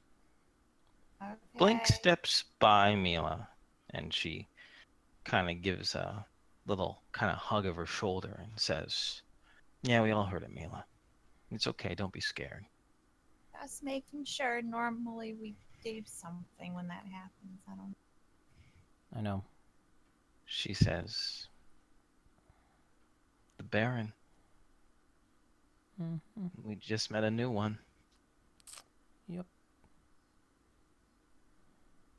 You're going to have to. He's going to be very quiet, but you're going to, and you have all the permission in the world, but you're going to have to pretty much drag him away. Oh no, Tom Yeah. put his grabbed his arm, is not letting him go, and is trying to guide him down the street away from the warehouse. Is it alright if I have an NPC do something? Sure. Alicia will go in front of Al, and she says, "I get it. If you didn't feel this way, I'd still be in that fucking cave. But we gotta pick our battles." Al will blink as if seeing Alicia for the first time, and then very quietly just say, "Fuck," and then turn around and walk away. Okay. Do you think that's a good place to end the Yeah, session? I think so. Yeah. I think that's a fine place. On a real happy note. Yeah. I'm sorry. I was like, if there was more time, I'd go to that, like, because I have that, that crazy, wacky mad mummers and put. I'm not Yeah, in group. the mood for the wacky I stuff was gonna right say, that would be a really awkward Exactly. situation because Al would just be like. And that's the thing. I understand tone too, right? Like, that's how it works. It's not an instant switch from one to another, right? It has to happen naturally. So yeah, I think this is a good place to end it on a very dramatic note. Yeah. now. Yeah. And with that, I'm gonna stop the stream. Goodbye, everybody. See ya.